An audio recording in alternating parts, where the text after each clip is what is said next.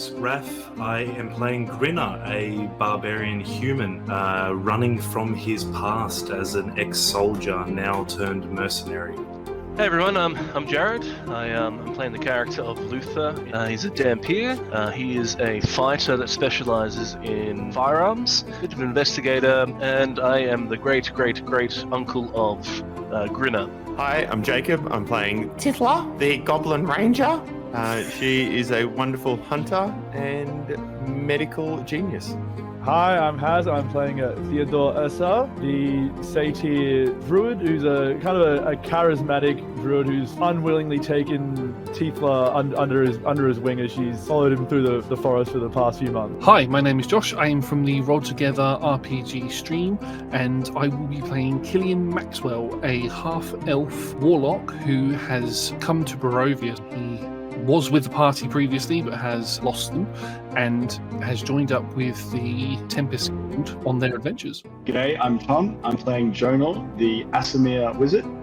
He is on the pursuit of good and evil, finding out the best and worst in this world, and he's doing that with a little bit of naivety and optimism. And I'm Owen, the dungeon master of our Curse of Strahd campaign.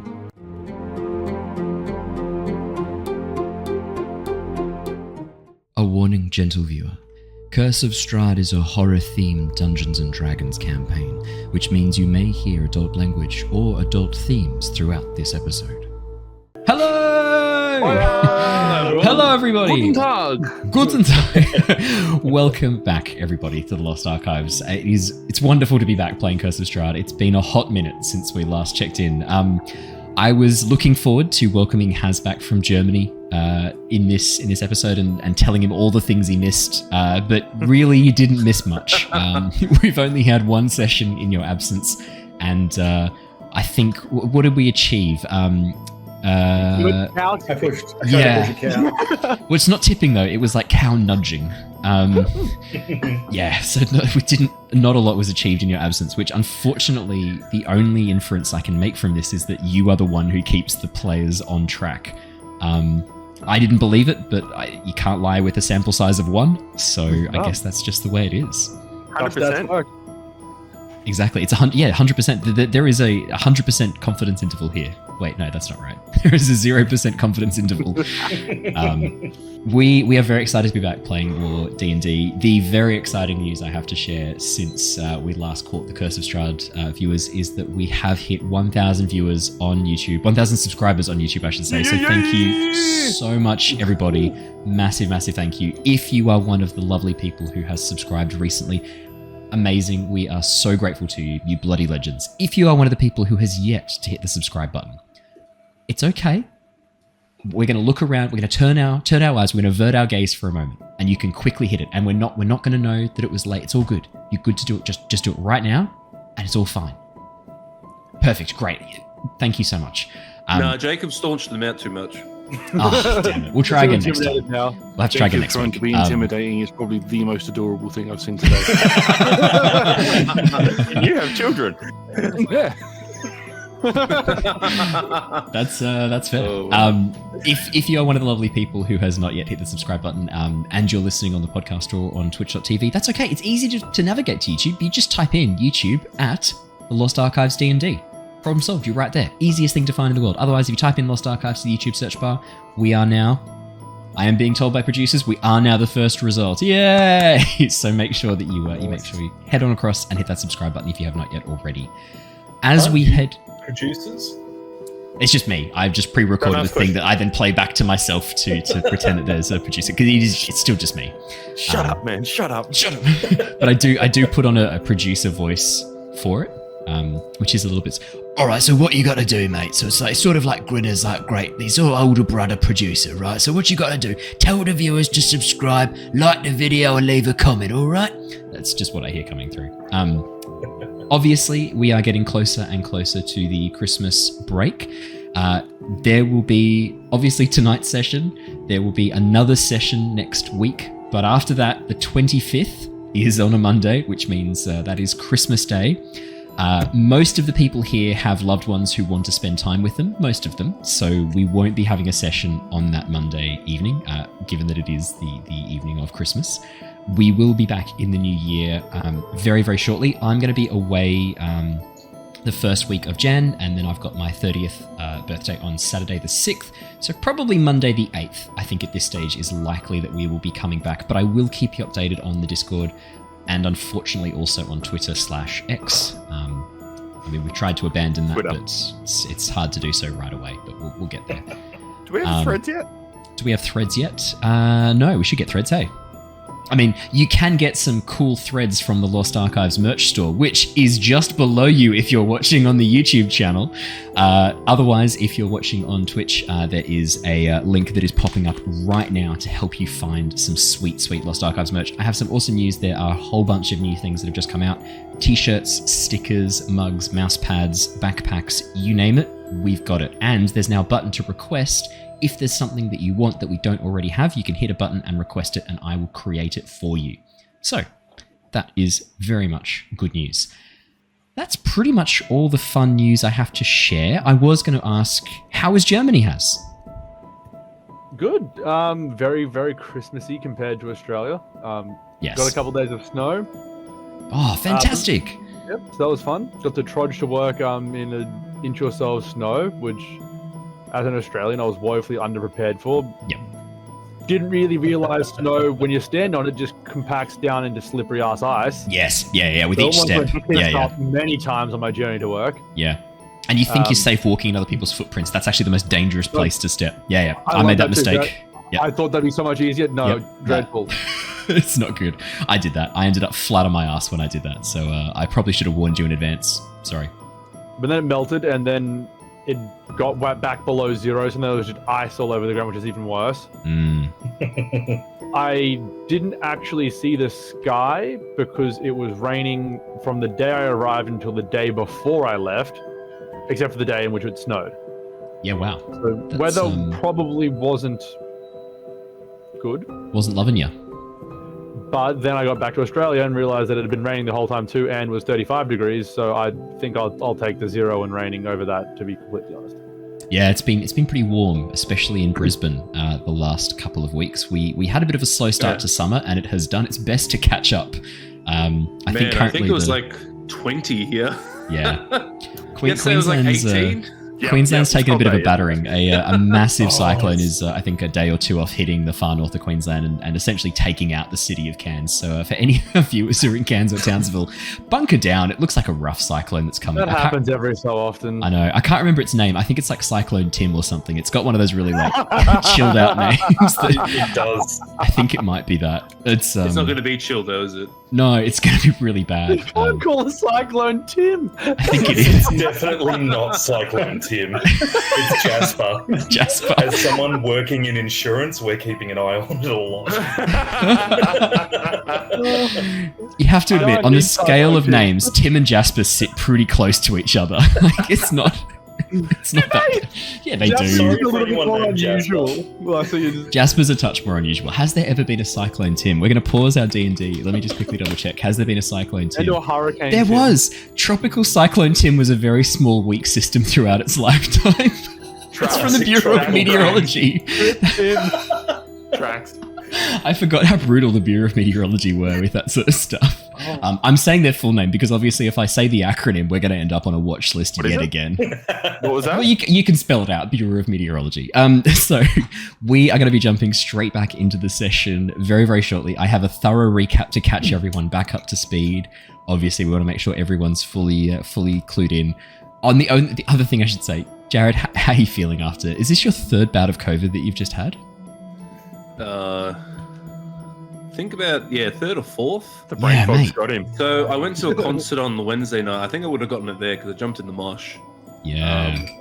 So that's just like a hot pot pretty much. You do have a weak immune system though, because Simon from the Return of the Giants campaign was also there and still is feeling funky fresh. Well, they were making out with different people. So they were, that's true. That worked. That's fair. I think, but my friend's girlfriend did come, and I know that she had just recovered from COVID, so I don't know. It could have been them as well. Could have been them. But no, I'm feeling decent. But Looking good. Still tired. I'm just lethargic. I had work today, like a full day as well, which is my first time back. for a while since all my knee surgery stuff. Yeah. I am just not having a great run of it.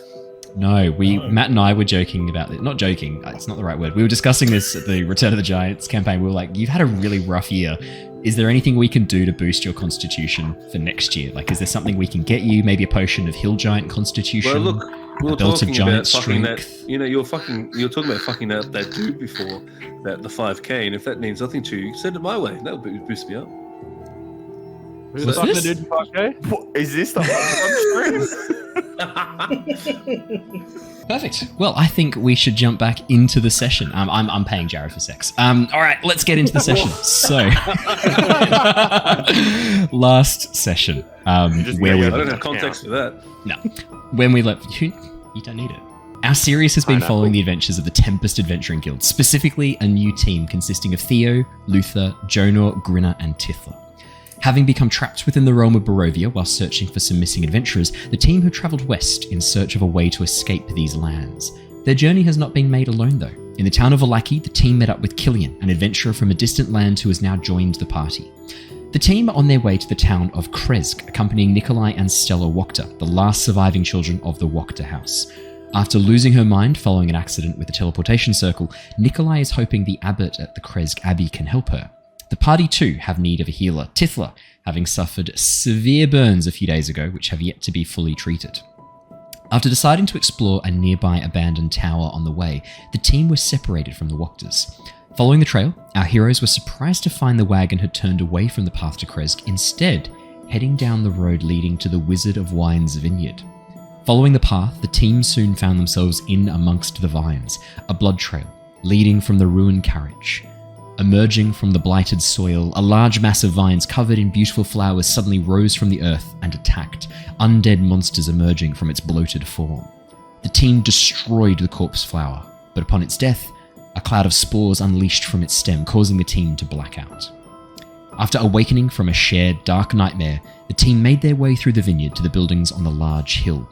Meeting the owner of the vineyard, a gruff older gentleman called Davian, the team placed the order for the wine to be sent to Vallaki, then joined Davian for a bit of tasting. As the evening wore on, the wine worked to help smooth conversation, and the team spent a while learning about the dangers posed by the druids of Yester Hill. After Jonor offered to do a card reading as a bit of a party trick, Jonor found himself making a true foretelling, mentioning a talisman of feather and bone lost in a drowned village. This foretelling seemed to disturb Davian and his daughter Stefania, drawing the evening to an early close. Last session, Jonor and Tithla checked in on the livestock, Killian helped patrol the property, Grinner connected with Davian, and Luther revealed his family ties to Grinner. And the very end of the last session, the cliffhanger that we left it off on, all of you had just taken a long rest, and during that long rest, Jonor found himself experiencing a strange dream.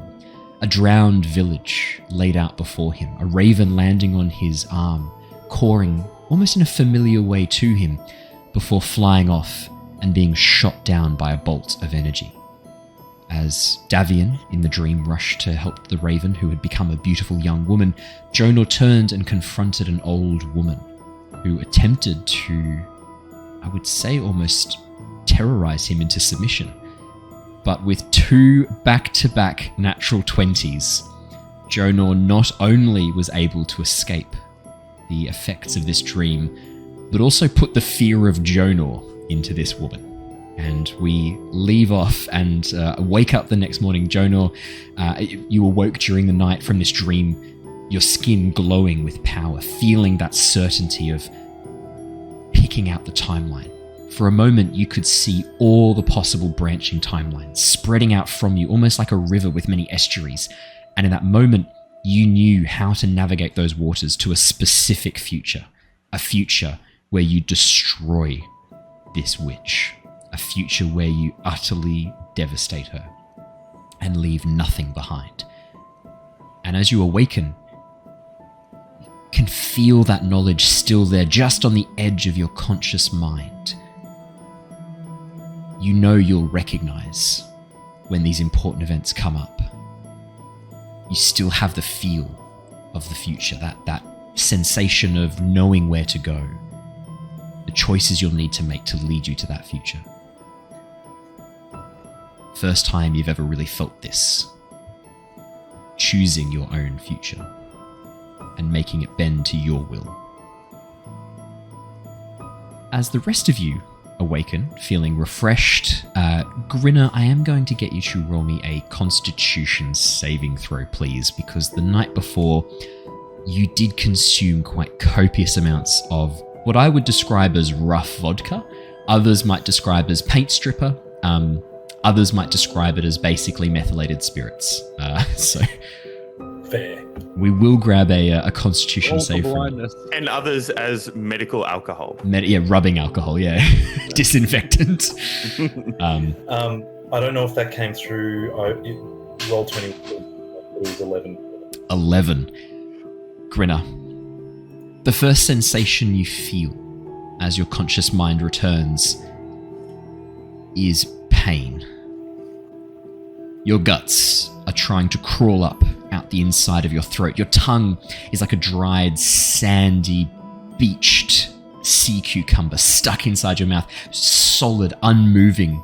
Your mouth is dry and dusty as you peel your eyes open one by one, the crust that's formed across them slowly dripping off. Try to lick your lips and taste vomit on the outside of your mouth.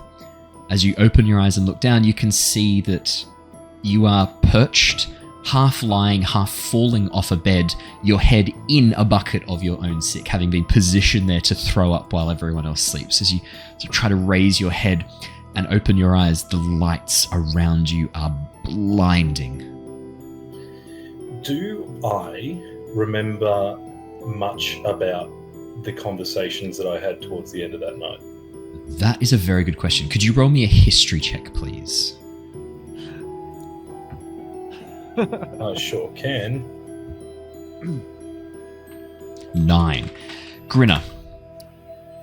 The past night comes to you in flashes. You remember sitting down in the library speaking with Davian, but as you try to recall the conversation, all you hear is it's just muted and muffled. And then there's another moment, and you remember lying face down in the dirt, a glowing figure standing above you talking to Luther, and you can hear Luther's voice, and they seem to be talking about family. And then that image fades, and then you remember vomiting copiously into a bucket. I'm gonna just roll over and put the pillow over my head and Yep. just stay there for as long as I can before someone comes to get me, I think, at the moment. I'm going to say you're probably there for a good hour or two, as the rest of you kind of wake up to your own timeline, your own internal schedule. I mean, there's no bright sunrise in the lands of Barovia, just a lightening of the sky, the cloud cover above, keeping the land in this very low light environment, even in the middle of the day. So for those of you who are used to waking with the sun, it's a bit of an odd experience. There is no sun to wake up to, no light to help awaken you. So all of you would be finding yourselves sleeping in a little bit more than what you might have previously done. But as you slowly come to and make your way out into the kitchen, you can see Stefania is standing there, cooking what looks to be on a large cast iron fry pan, a hearty meal of sausages, bacon, and eggs. Next to her, you can see an entire loaf of bread is being cut by the youngest son, who is using a large serrated knife to carve through this this very large loaf of sourdough bread. As you, one by one, begin to head on in, Elvier sort of greets you, holds out a slice of bread and a little bit of butter on a bowl. A little bowl with a little butter knife, and nods over to a plate piled high with very well cooked sausages, bacon, and eggs, as well as a few other little treats as well. Almost like, the best way to describe this kind of be like little, like almost like meatballs that have been made out of what looks like some sort of spiced beef. As you awaken and begin wandering out, Elvier would be sort of saying, morning, you guys were up late last night. What time did you guys go to bed? Do not rightly know. Is quite the revel. Yeah, it's great. It's been a while since we've had people here coming and like enjoying things. I remember, like, I don't remember what it was like because I'm too young, but I remember all the stories that Dad used to tell. He smooths back his dark hair with a hand and sort of like, oh man, I'd love to have a party. It'd be great. I mean, like all the girls from the village could come. It'd be great. How old's this kid? Like 14, 13. Fair enough then. Yeah. So the ages of the kids, I think we discussed this last time, but just because it has been a hot minute, like for your characters, it's been like 8 hours. For you guys, it's been almost 2-3 weeks. Just as a quick refresh, so Davian, who is the elder gentleman, the father of the Martikov family here at the Wizard of Wines, looks to be probably in his late 50s, maybe early 60s. Long dark hair tied back with greying streaks through it. Quite a big bushy beard. Again, that very dark black with greying streaks through it as well. His daughter Stefania seems to be maybe 16, 17. Very long, dark raven hair, dark brown eyes, quite palish skin. Compared to the rest of her family. The rest of them seem to have a bit more of a tan sort of skin coloration.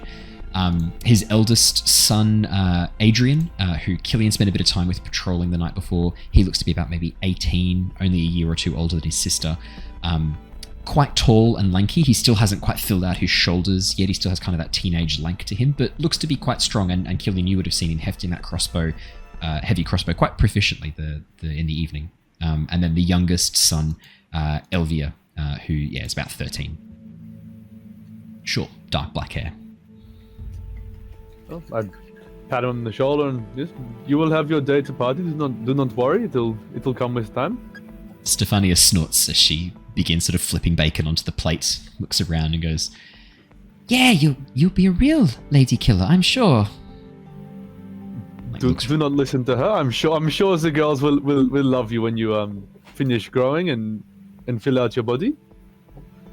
What do you mean fill out my body? I'm big and strong. Look, I've got a muscle. And he like tenses his arm and you watch as a tiny little bicep goes bloop, and then shrinks back down again. Of course, I'm sorry, I am sadly mistaken. You are, of course, very well filled out, and I'm sure already a big hit with the local girls. Stefania slaps a piece of bread. Oh, sorry, no, you go, Tom. Jonor, seeing this, probably reflections of past for him, he walks up sort of beside him and, yeah, mate, you're looking, you look pretty good yourself. You well done. You know, you'll be pulling ladies left, right, and centre. No worries at all. He gives you a big thumbs up. As he does so, you watch as Stefania slaps a piece of bread on his bicep and goes, "Yeah, just one muscle. I don't think I didn't hear you say you have a muscle. That's it, just one. Not one between your heads, between your ears, unfortunately." And as he goes, yeah, thinks about it for a second, he goes, "Oi!" and like pushes her a little bit. She then slaps a piece of bread on his face and pushes him out of the kitchen. It's always not about brawn. It's what you've got going on up here, as he taps his head. Fantastic. As the rest of you awaken and come and join, Grinner's absence becomes a little bit obvious. Luther, you would remember the night before. Yeah, Luther, the last time you saw Grinner, he was heavily intoxicated. You positioned him in bed, a bucket nearby for him to use if he needed. But, I mean, it's now been sort of an hour or two. The rest of you have headed outside. What is, to Luther... Yeah. I mean, like, I'm not sure exactly what it would be, but what would a good hangover cure remedy be? Yeah, in that's this sort of world that you've brewed. It's a good question. Do you want to roll me? Yeah, do you want? It's good. That's good. He was quick. Do you want to roll me a history or medicine check? History to see if you remember any like old wives' tales that you were told as a young man, or medicine check to see if you remember any of the. Yeah, we'll go medicine. Yeah, medicine sounds good. 21. Luther, you do indeed remember a number of hangover cures. I mean, it's always been one of the things that humans, elves, particularly dwarves, have been fascinated in discovering, how to drink to excess without the hangover the next morning. The dwarves have mostly solved that problem by brewing incredibly pure ale. Like, there is really only 2 or 3 ingredients in their beers and ales. They are very, very pure. Anytime they sort of experiment, they adhere to a very, very tightly controlled recipe that is spread throughout both the mountain and hill dwarf clans. And there's a lot of competition around the recipes. But humans, elves, halflings, there's been a number of cures proposed. Bloody Marys, raw eggs. But really, you know of only one method to help cure a hangover. Plenty of water plenty of fats, plenty of protein, plenty of carbohydrates. At this point, what you need to do, get the liquid back in to rehydrate. You need fats to help process the alcohol. You need protein to help repair the damage you've done to your tissues, because alcohol is a poison as far as your body's concerned, and carbohydrates to help essentially get energy back into your cells which have suffered the night before. Your liver's been working hard. It needs sugar to run. So really those are the three things you need. Fried food, bread, and water.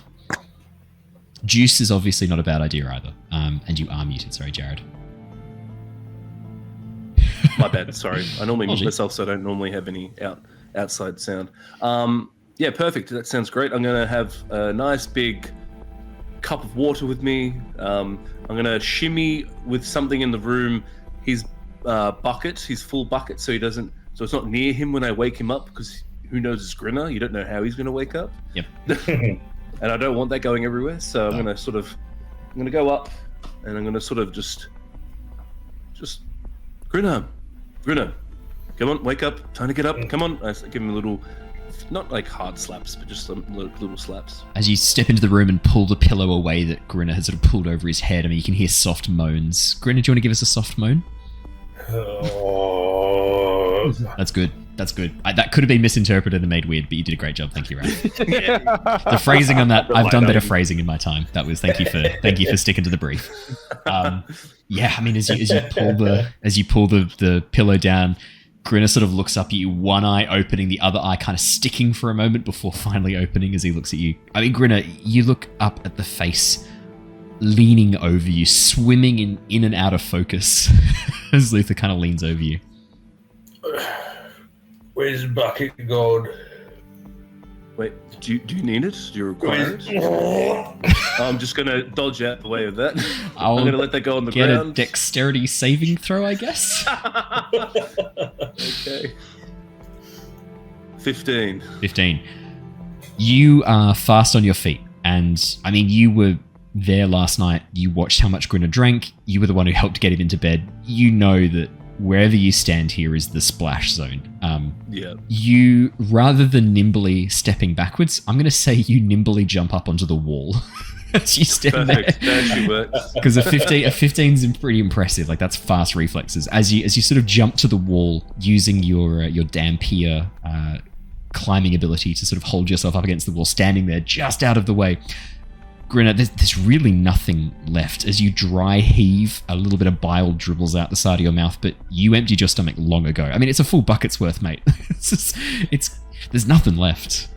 I'm gonna just kind of spit and dribble on the floor. I'm gonna push myself up into a sitting position, just leaning over my knees, spitting in between onto.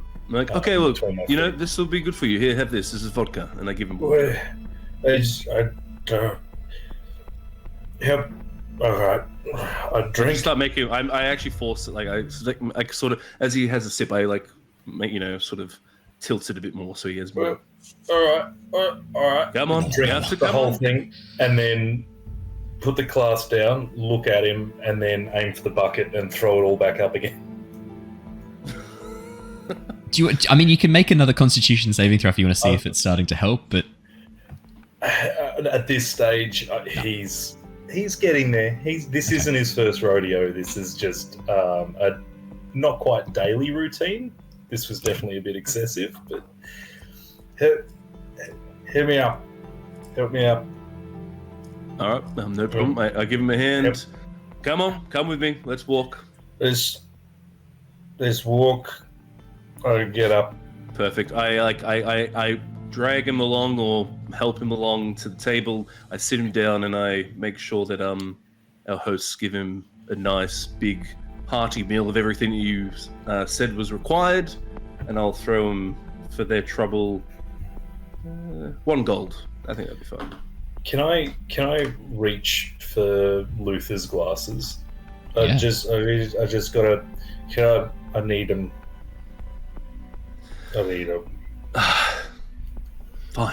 Fine. I just sort of mutter under my breath, family. I put them on.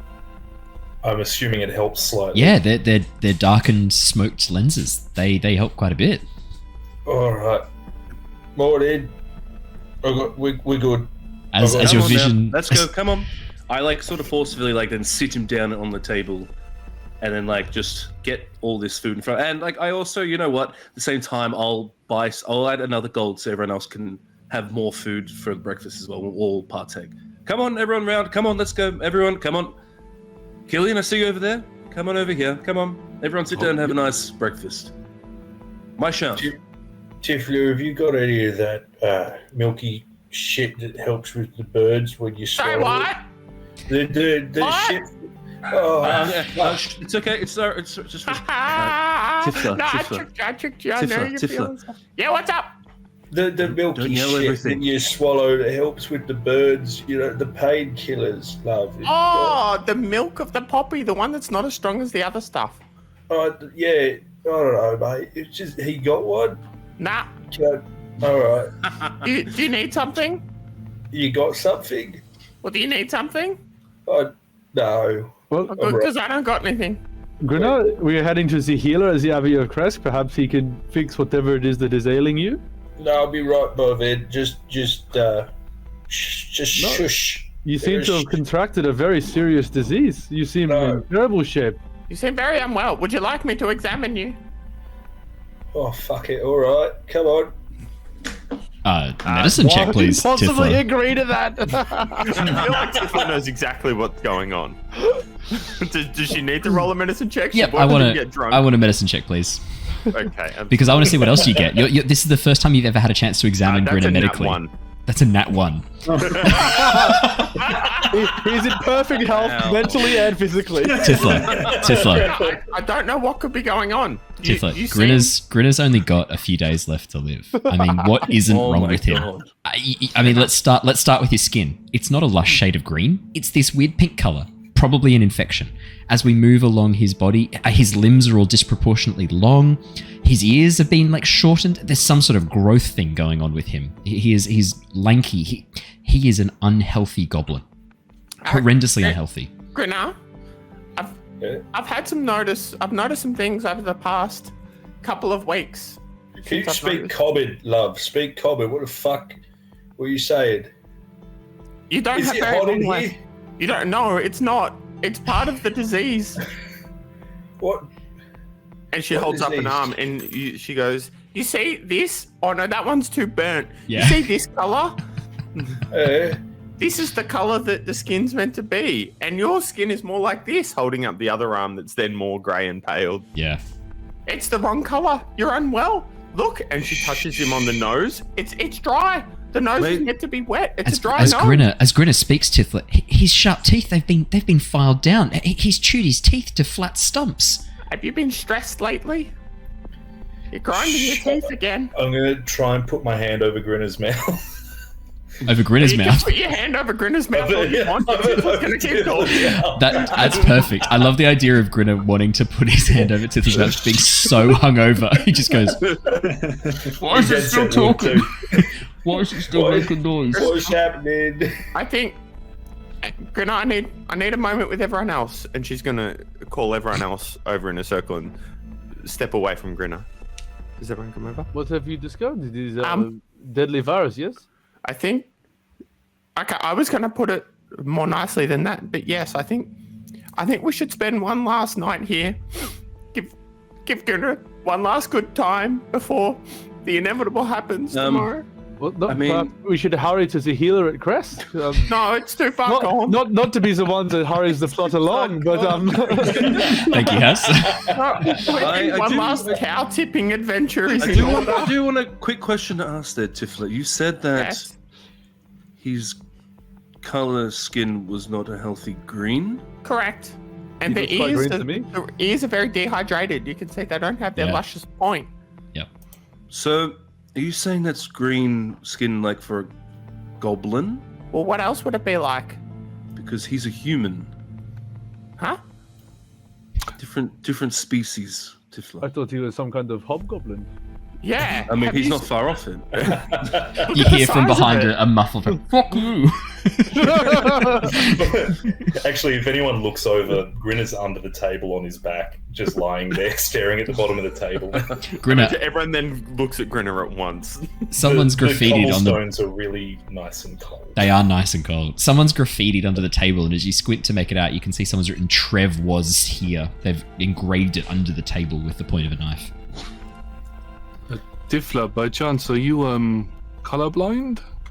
No, I know what green is. I know what the gross pale is, and he's the gross pale. Truthfully, he's the greenest I've ever seen, Grinner.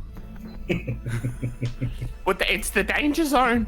If you're at an end of the spectrum, you're okay. If you're hobbling in the middle, that's why. And she holds up her burnt arm again. You see, this is not good. This is the wrong color. It's in the middle. It's unhealthy. I'm sorry. I'm making executive group decision. We're spending one last night here. How much do you think we have to pay for the children to dig the grave for Grinner? I think we should at least try to get us the healer first before we just put you in the grave. Davian and the kids who are sitting next to you while this conversation's going on, you can see that Adrian's climbed under the table with you. Actually, no, probably the youngest one who climbs under the table with you. Elvia has climbed under the table and is lying next to you. Grinner looks up and goes, "Ah, Trev was here. Maybe I should carve my name. Do you have a knife? I want to carve my name." Yeah, Agora it's right. Joy right. It's gone. Elvira and Grinner was here? More? Yeah. How do you spell that? What do you mean? Spell my name? No, how do you spell it? Quick, go on. Elvir? Then AND? Then GRINNER? Do I have to keep going? What the fuck are you talking about? You asked me to spell it? Alright. Yeah, go on then. He goes to scratch, then hands you the knife back without doing anything. I think I might just have some bacon. I'll catch you later, mate.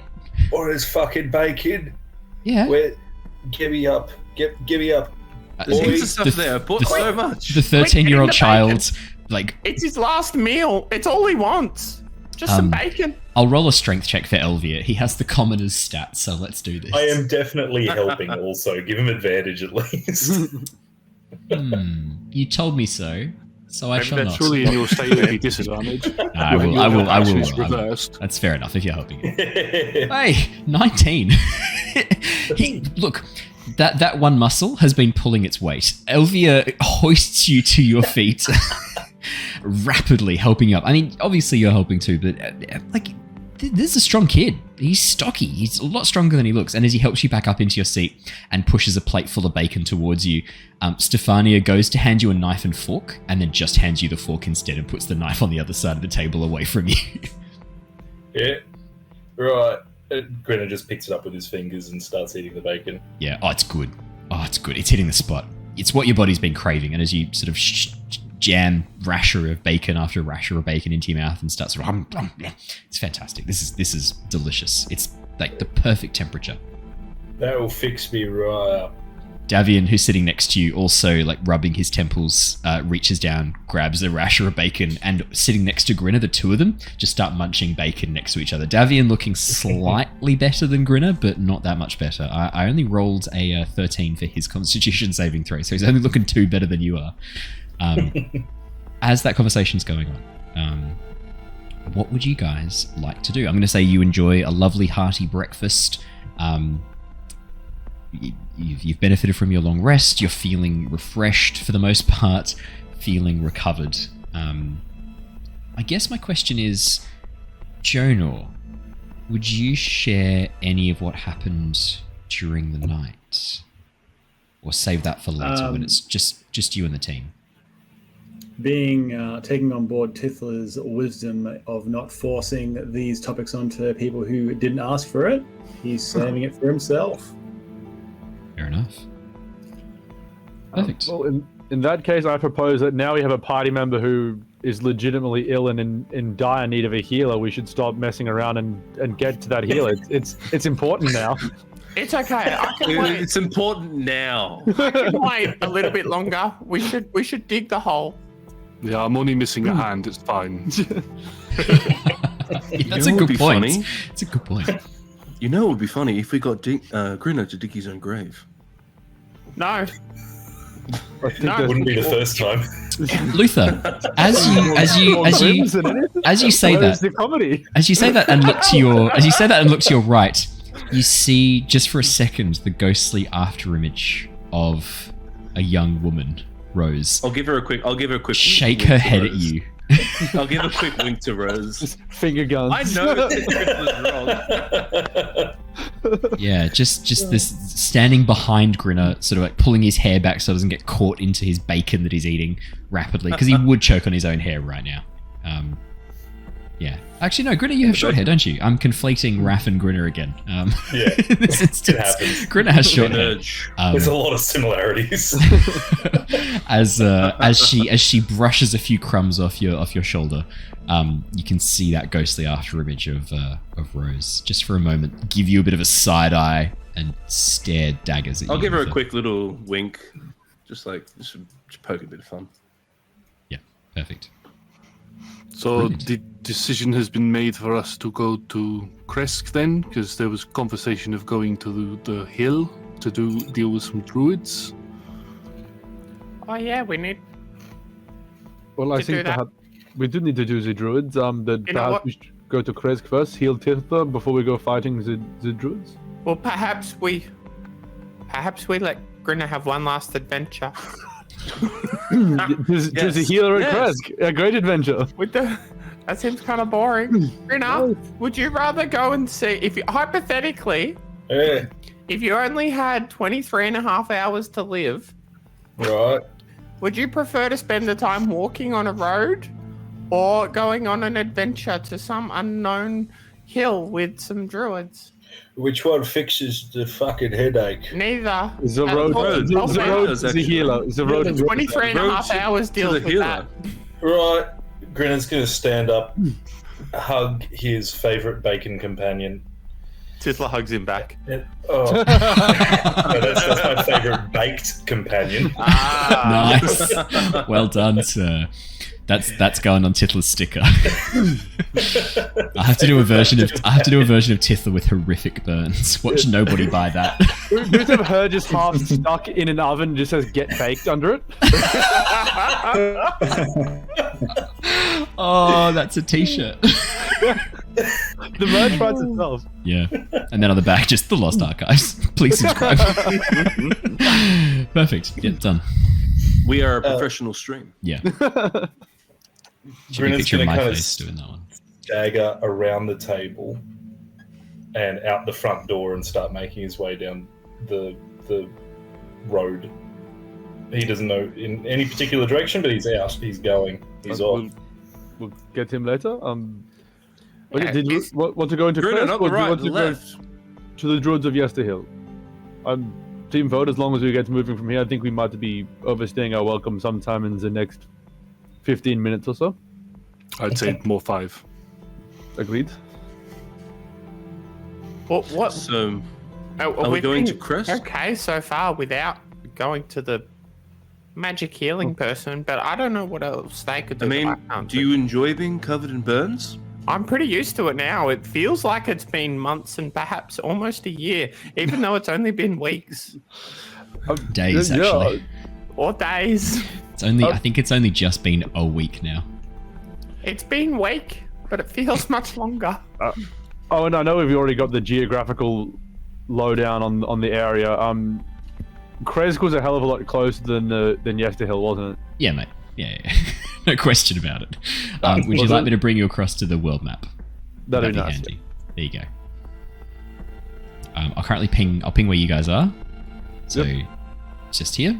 Kresk is just to the north, following back the road you came. You're not sure exactly how far Yester Hill is, but I mean, the road to Kresk is a main road that you can easily just walk along. So, in Kresk, in under like half a day's travel to Yester Hill in some unknown number of travel. Yeah, Kresk will probably take you a day to get there. Less than even. Well, I think we should probably go to Krez. We need to make sure that that guy and Stella Wachter are okay. I have their strong box of money to return to them. You're a man of morals there, Theo. Well, money can't buy you party, I think, or something like that. Yeah, that's it. Was that the direction we saw their footprints going? Was it towards Kresk, or was it... Yeah, this was obviously a bridge towards Kraska. Presumably that was their footprints, because we did not find their bodies, just their poor unfortunate guards. Alright, well, I think that's a strong opinion of a way to go, and that's more than the rest of us have. Alright, let's begin. Thank you very much, Mr. Davian. That is okay. It has been nice to have the company. I have enjoyed having people to talk to. Tell your friend Grina that I look forward to seeing him again next time you come by. If you do, after you have met with the abbot at the Kresk Abbey, if you do manage to come back this way, please stop in and say hello, and hopefully we can do something to help you. If you are committed to helping us against the druids of Yesterhill, there is much we can do to help. When I have sobered up a bit, of course. Yes, well, I'm afraid we'll be one less when we come back next time. You know he is just hungover, child, right? I know. His life is hanging over there by a thread. Okay. Just yeah. But also do not forget the arrangement with Mr. Gunther from that other city we were at. You watch as Vallaki. You watch as Adrian nods and goes, "Yeah, no, that's okay. I had a chat with Father last night. I'll put together the rest of the shipment this morning, and we'll find someone to take it over to Vallaki soon." That's very good. If we are heading back that way, we might be able to take it with us, but depends how long getting to Kreskins and sorting out the druids takes. Things could take time. No troubles at all. Maybe a couple of days could feel like a couple of months. Who knows? We have most of the stock that was requested. I don't think it should be a problem getting it all together. Father, did you have any concerns about the order? No. Just you handle it, Adrian, for the moment. Just deal with it, please. Shut up, Adrian. Stop asking me questions. Yeah. I need bacon in silence. Yeah. So I think we've got everything we need for that. I'll get that together and we'll organize the shipment. I mean, if I have to take it across, I'll do so myself. That's very good. Then I hope we will see you all very soon. Yeah, me too. It's been lovely having you guys come and stay over at the vineyard. It's been nice having people here again. And Killian, thanks for taking watch with me. Thank you. It was nice to have some company. It was very insightful. Thank you very much. Thank you for the magic lessons too. I'll keep practicing. I just sort of wave my hand in sort of a weird way. Oh, is that? He tries to move his hand in a similar way, and nothing happens. Oh, am I doing it wrong? No, it's because I've only got the one hand, so I had to learn two-hand language on one hand. I did tell you that. Yep. Sorry. Thanks, Killian. Thank you. And you see Adrian looking very sheepish, trying his best to work with you, but feeling a bit like, oh, I've done bad here. No, you did good. Don't worry about it. When I come back, I will give you more lessons. Hopefully, I'll have a second hand, so I can actually teach you properly. Yeah, good luck with that. Dad he did warn you about the Father.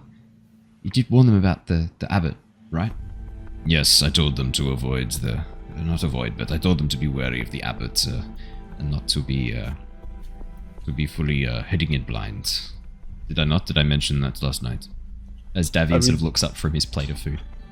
You did mention something about the abbot being a bit concerning, but you truthfully were not very clear, unless I've forgotten. Apologies. I will clarify now. The abbot is a strange man. He arrived rather suddenly, and in all the time that I have known him, he has not aged one day. Not a single day. since I have seen him. I have never seen him injured. I have never seen him sick. I have never seen him anything other than what he is. He doesn't really speak as if he doesn't speak as if he knows the language as well. He has odd turns of phrases, and I find him rather creepy. But he does look after the mongrel folk at the asylum, built into the That's abbey. right. And I have heard that he's a gifted healer. Sounds like there's a lot we got to learn from him, or learn about him. One other bit of information, just speaking to a local. In a previous town, I heard there was a swamp in the region nearby. Do you know where this swamp is? Jonah, as you mention the swamp, you watch as, similar to your question about that raven pendant, you watch as Stefania's face turns ashen pale, and Davian gets a very hard, still look in his eyes as his face freezes. The village. Right, you're talking about the village. Swallowed by the swamp. Yeah, there's a description roughly to that, yes. Southeast of here. Not too far. Very well. Not too far from Yester Hill, if you were looking to go there. But I warn you now, there is nothing there for the living. Understood. That's all from him. Thank you, and it was lovely to meet all of you. I hope that you make it to Kresk and back again. I hope that next time we meet, we can deal with these corrupted druids at Yester Hill. Yes, and we'll also talk to Johan for you. Yes, thank you. Thank you for that. I had forgotten. I had my night That's okay. We all remembered, all of us. It's brilliant. Thank you very much, Tithla. If, yes, I hope that we can help one another. Yes. And it's clearly one of those things that doesn't need to be said. You know, we all know what we're talking about. Yeah, as Davian finishes speaking and sort of looks a bit sheepish, Stefania sort of shakes off whatever that was, that emotional reaction to Jonah's words, sort of shakes off a little bit and goes, I'll walk you down to the front gates. I've lost my appetite. You watch as Adrian goes to put a hand on her shoulder, but she brushes him off. I'm fine. Come, I'll lead you down to the front gates. We better hurry. Your friend Grinner is already off making his own way. We better make sure he doesn't get too lost. It's okay. He was actually on the path that just circled back around to the front. He'll be back in a minute. Oh, you think he just got lost heading down the driveway? Yeah. The disease has got to his mind. He doesn't know what ways to go. Grinner, as you wander down the pathway, you find yourself standing outside a stable with a rather grumpy-looking cow that eyes you suspiciously as you approach. Hey, cow. How's it going, love? Hello. I'm gonna. As it looks at you. All right. Yeah. No. I feel the same. I feel the same way. All right. Cheers, love. And I'm gonna keep walking. As you walk past the stables where you can see two horses, one of the horses goes to sort of nibble at your head and cap a little bit. No, fuck off. Get off. As it gets, that wasn't a great. It's not a great horse noise. I do a better cow noise than a horse noise. So it sort of like rears back and wickers a little bit. Yeah, no, same to you, asshole. Shit. It's a shame you don't have to speak with animals. As you begin making your way back towards the driveway, you see the rest of the party, led by Stefania, coming down the long driveway to the main road. Stefania sort of waves over at you and points to the rest of the party, and then heads on over. I went the wrong way, didn't I? All right. Shit, I've got to go back up the hill. I'm going to try and cut through the vineyard so I don't have to go back up the hill to meet up with them, because fuck that. I am going to get I'm going to say athletics or acrobatics check, your choice, and the choice you make determines the path you take through the vines.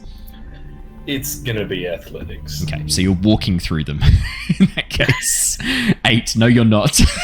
as you go to push your way through the vines, the vines, these grapevines, are very old. They were probably planted here generations ago, and they have had to deal with the worst that barovia can throw at them, the worst that the climate and weather can do. These vines may as well be made of steel cabling. As you go to push your way through, you quickly find your arms and legs torn up a little bit, even through the jacket and clothes and pants that you wear. These little cuts and scrapes as you try and push your way through the vines before you realize these things are tough.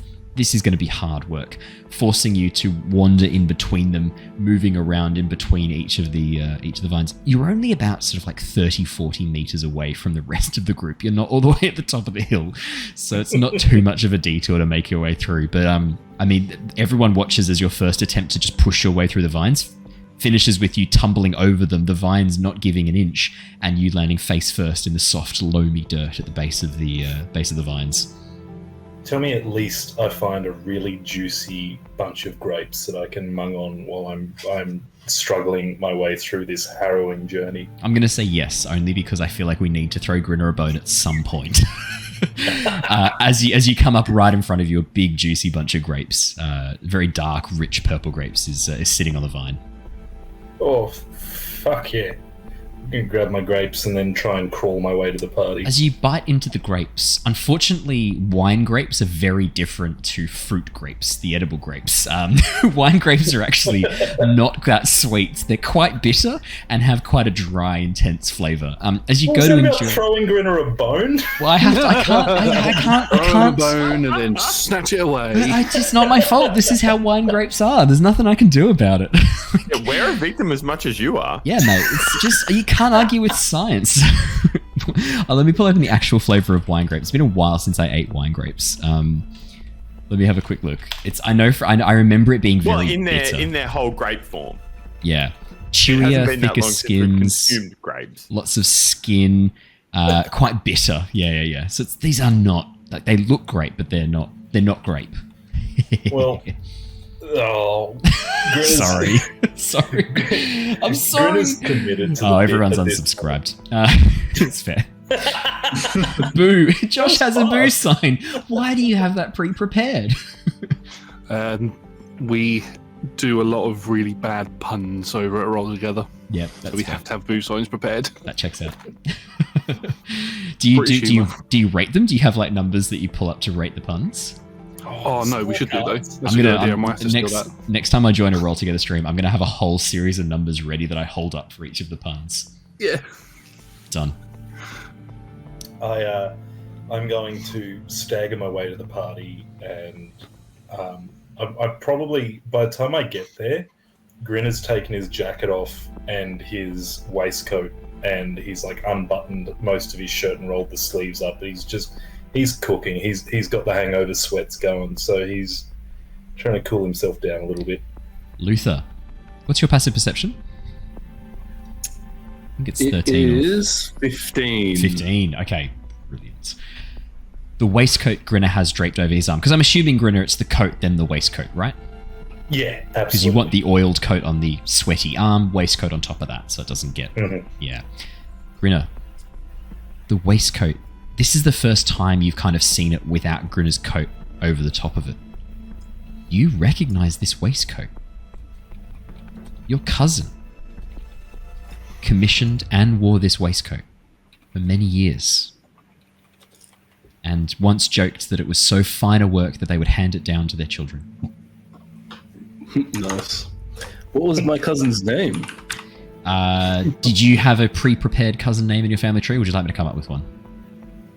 Oh, no, this is totally your... Elias. Elias, okay. That's way better than Tim. Very lame cyclone, though. You can call me Tim. Yeah, you definitely recognize the waistcoat. Yeah, Elias von Kratz was your cousin's name. Okay, sweet. I don't know if I'm going to press it right now because Grinner is just not in a proper state to probably even have like a in-depth conversation. But I've noted it down in my notes. Brilliant. So I'm going to hold on to that for now because, like I said, yeah, Grinner's just not in that space. He rarely is. Well, that's it. That's true too, I guess. As you all meet up once again, Grinner discovering that the bunch of grapes that he's consuming to be bitter, pulpy, and full of seeds. Not particularly. Sorry, mate. It's not my fault. Don't look at me like that. They would be quite juicy, though. Correct? There's a lot of juice. Just Here's flavor. the unfortunate thing. They're actually not that juicy.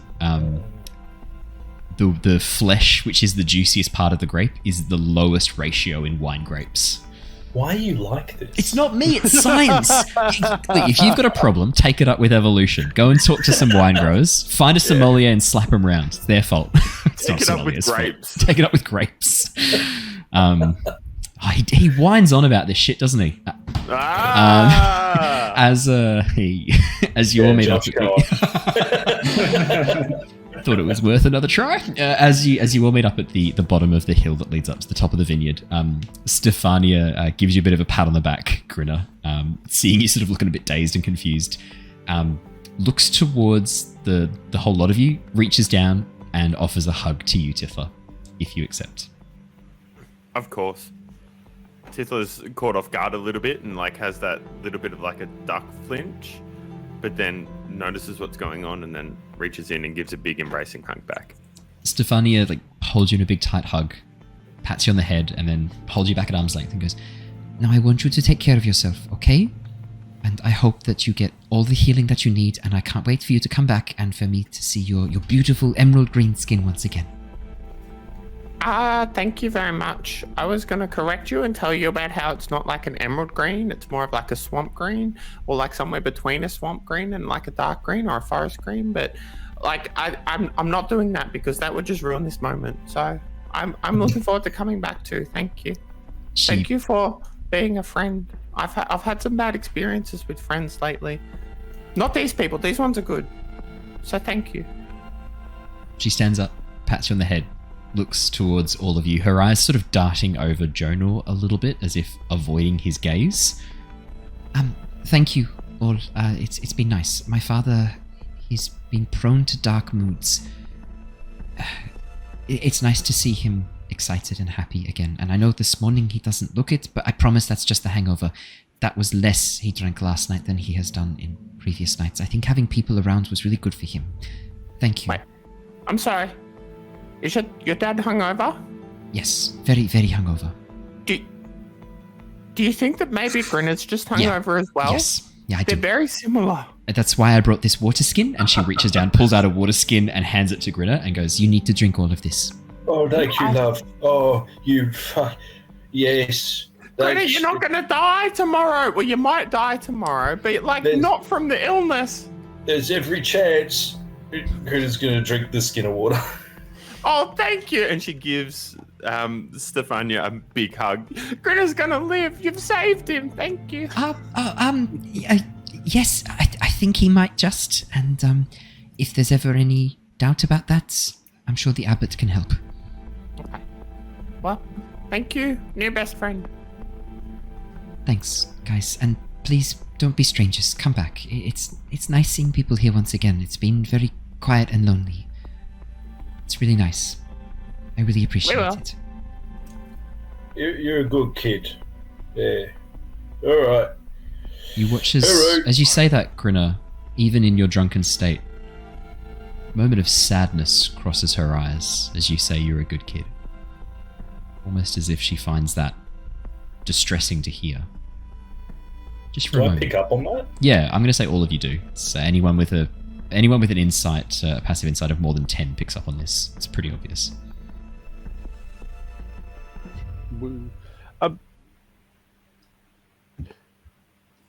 This just might be my general mistrust of NPCs put my way by a DM. Hello, friend. No. What's going do on? these people all just seem far too friendly for Barovia? Oh, now that I've just left? That was pretty dark, though, in one conversation particularly. Yeah, but they've all been immediately very helpful and kind. They're children. They probably haven't been corrupted too much yet. That's by fair. That's Barovia. fine. That's fine. Also, And Do you I want will to? Do say, you want to roll an the insight check? conversation was Theo? pretty full on. That Grinner and they do. Yeah, and during that conversation, he said you need to not be as trusting as you've been Yeah. with us. Yeah. So He did flat out say that. You're too trusting for this place. Do you want to roll me an He did insight say check? that. Yeah, I kinda. I love the idea of you rolling this insight check at the very end as you're leaving and being like, "Wait a minute, where's my kidney?" I've been poisoned. It's the dream pastries all over again. We've been drinking the cerebrospinal fluid. No, 13. As far as fluids go. 13.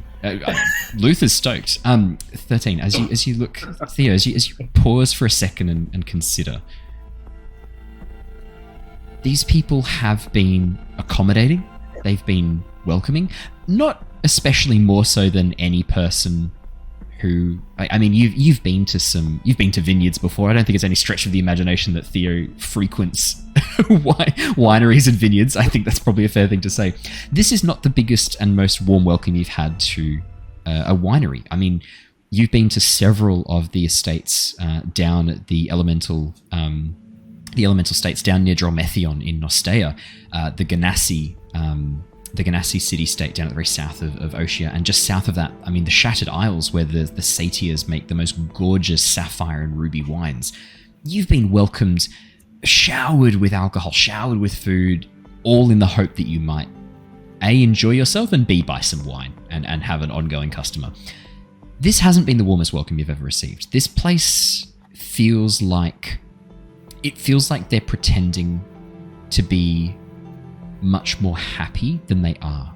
With the 13, there's a grief here. There's a grief, a very deep-seated grief that each of them is dealing with in their own way.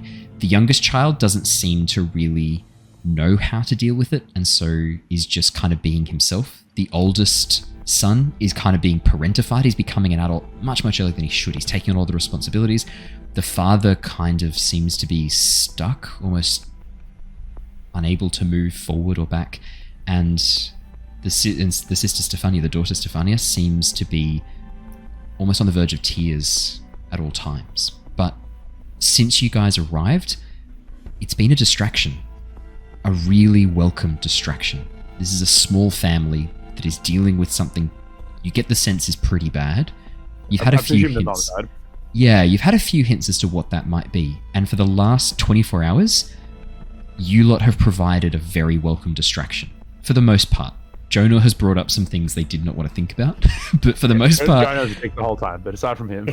Yeah, I mean, even the shenanigans, like splitting up and spending time with each of you. I mean, Adrian was more than happy to have someone come along, was more than happy to spend some time with Killian, because it meant he wasn't alone with his thoughts. It meant he could talk to someone about something else. This friendliness... There is a genuine relief that you guys were here. And now there's a little bit of a regret that you're leaving. I never even thought about this, but hearing their story and stuff like that, I think Luther would connect with it a bit, because I grew up with humans and I'm now 200 years old. I've seen family members, a lot of them perish. Yeah. So like, that would have been, I think Luther, like, even more so made the weight, like the weight of the conversations are going to weigh even more than before. I'm going to say, I didn't actually think of that. The one that got to you most, Luther, was your niece dying of old age as an old woman. Your young niece, who as a young man was this young, bright, vibrant girl who lived a full and happy life, but died as an old woman with you unchanged. That probably would have been the one that really got to you. This idea that this young girl you've just outlived her with no effort at all. Just, you're perpetual, you're forever. As far as you know. Yeah, well, as far as we know. As far as you know. You have not aged since the Dampier curse was placed upon you. Physically, at least. Yeah. So yeah, I definitely feel something for those people. Yeah. But if that answers your question, Theo, there is a sense of like, and it's not even essentially that it's about you. They're not being specifically friendly to you guys. It's what you've given them. a distraction, something different. Well, I don't have to murder you all then. All right, off to Kresk. That doesn't mean you won't, but you don't have to. You have to. It's up to you. It's optional. It's optional. It's always optional. Fireball's always a choice. Perfect. As you finish saying your goodbyes and wave goodbye to Stefania, the rest of you begin making your way along the stone pathway. As you begin making your way back up the pathway that you had walked down to get to the Wizard of Wine's vineyard, the landscape is very familiar. I mean, you were only here a day ago. The forest on either side has been cleared to make way for this cobbled road, but weeds have grown through the road, not as well cared for as it probably once was. And as you pass through the overgrown forest on either side and begin making your way back towards the river and the bridge that you had first deviated from your path, what I'm going to... Let's get Killian. Could you please roll me a d20? I certainly can. Just a flat d20. And this way, if something happens, I can blame Killian. 2. Let me have a little peekaroo. I think that was a really good roll, my friend. Thank you. That was good. I think I also want to thank you for taking one for the team. 2. You know, it's not every day someone sets up like that. I'll take the blame. 2. As you begin making your way through the forest, the land is quiet. The sound of birdsong fades away before too long, and an uneasy, unsettling quiet falls across the forest. By the time you make it to the bridge, all of you have begun to notice this silence that seems to have fallen across the forest. As you get to the edge of the bridge and the slightly collapsed sign which pointed towards the village of Kresk, the village of Vallaki, and then the Wizard of Wine's vineyard, you hear the sound of underbrush moving not that far away. Those of you with a passive perception of 14 or higher. The moment I picked up on it, I would have immediately ran to the tree line, scrambled up a tree and get a better vantage point of the area. Brilliant. You guys watch as Luther just vanishes. Luther, could you please make me a perception check? Or investigation, your choice. Yeah, I'll do perception. 7, unfortunately. Not that great. Even with a 7, you hear a soft growl coming from the bushes not too far away. And as you peek through, you watch as a dark furred shape moves rapidly away. Moving away from the clearing, moving away from the road and away from the party. Okay. I'll just quickly, not yell, I'll just sort of say loud enough that people, like the party, can hear. Don't be alarmed just yet. I'm not sure what that was. It's just a creature of some sort. Just keep an eye out. Be on your guard. Perfect. Jono's particularly edgy at this point, and he's going to preemptive mage armor. Knowing that there's things following him in this place is going to put him a little bit more on edge. What does your mage armor look like, Jonah? I'm wondering how we can do this as like a time-related thing. Maybe, or maybe it's not even. Maybe mage armor is not mage armor for you. Maybe it's just you like attune your reflexes to the future, and so you know it's like to preempt attacks that might be coming your way and make them harder to hit you. I did like the ASMR. I sort of flavored it to the Halo double shield, where he's got that gold, the golden pops out. Those hexagons then shrink down and form onto his body, sort of like stick with that. That's putting cool. an object through paint and liquid. Yeah, that's cool shit. I like that. Maybe shield for you is that. Maybe shield is like you get this quick glimpse of the future and then you react like huh, and just dodge, moving to the side away from it. Yeah, well, I'll sit on that one. I like it. I like. I want to do more to kind of flavor. Like any of your abilities, spells, everyone. Spells. Yeah, I want to flavor as much as possible for each of your unique things. Except for Jacob is shaking his head. I guess I don't want to flavor any of your stuff. No, not even vanilla. He's just going to have cream flavored ice cream. My favorite. Everyone who shits on vanilla ice cream. Vanilla ice cream's amazing. Tell me that vanilla ice cream and apple pie is not a classic. Wait, who shits on vanilla ice cream and apple pie? Everyone else describes it as like the vanilla flavor.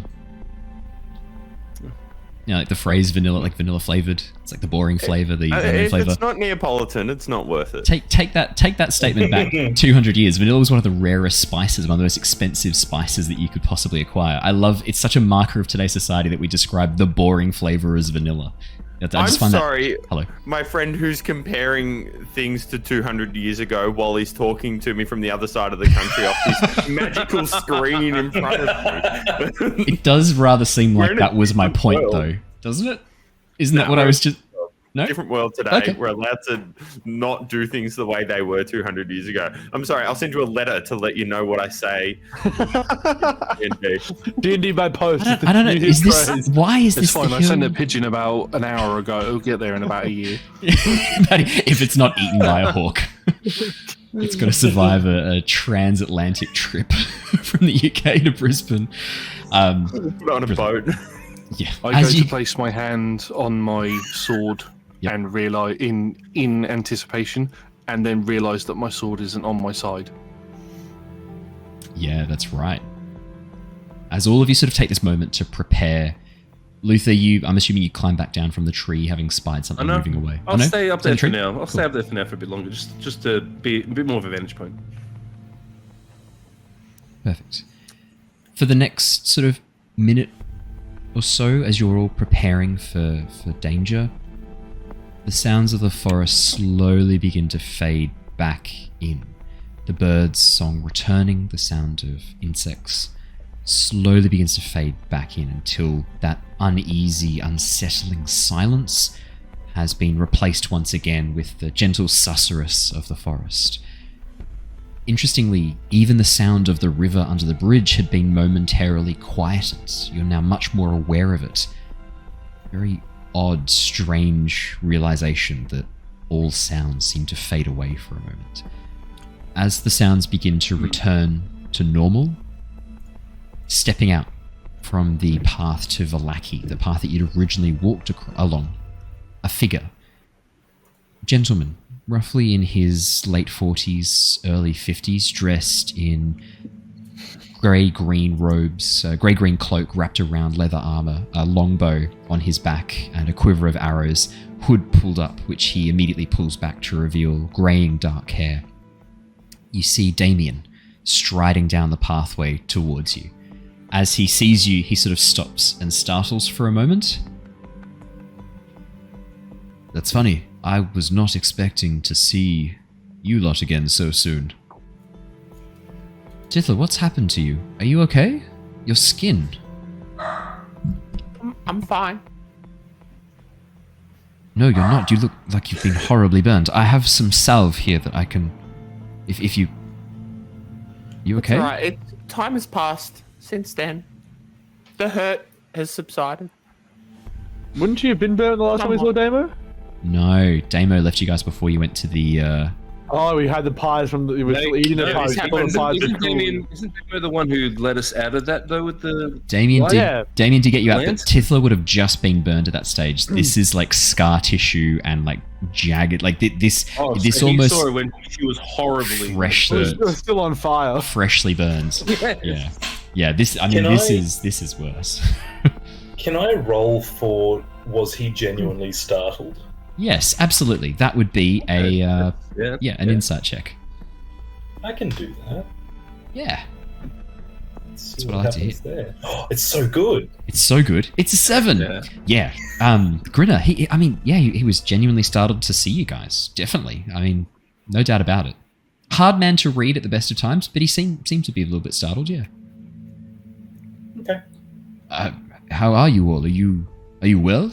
How have things been? I know it has been some time since I caught up with you. I did mean to pop in and visit a Vallaki. I know you were headed there, but I'm sorry. My path led me elsewhere.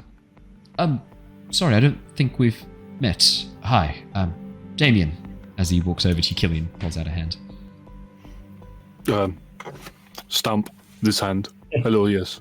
He does hold out his right hand to shake, which because it's your left hand that's The left hand's missing, yeah. Yeah. Okay. Perfect.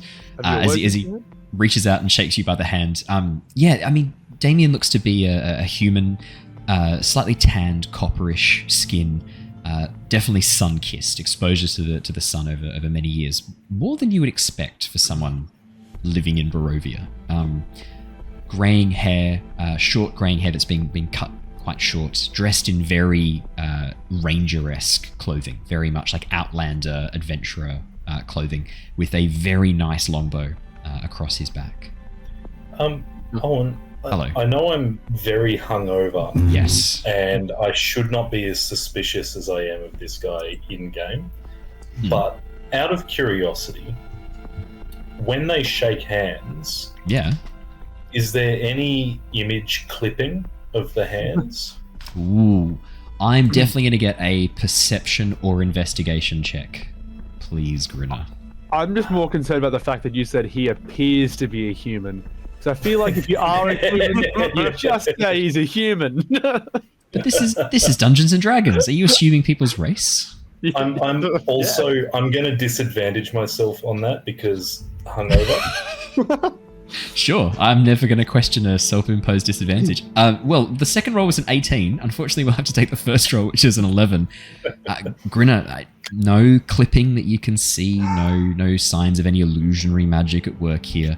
Wouldn't be looking for it anyway. He seems like he's genuinely happy to meet. Well, no, I wouldn't say genuinely happy. He seems like he's curious about this newcomer who's joined your group. Like he wasn't expecting that. Just seems surprised. I believe it is a pleasure to meet you, although my new companions have not mentioned you at all, so... That's not a problem. I only spent a day or two traveling with them when they were making their way to the mill and to the town of Vallaki.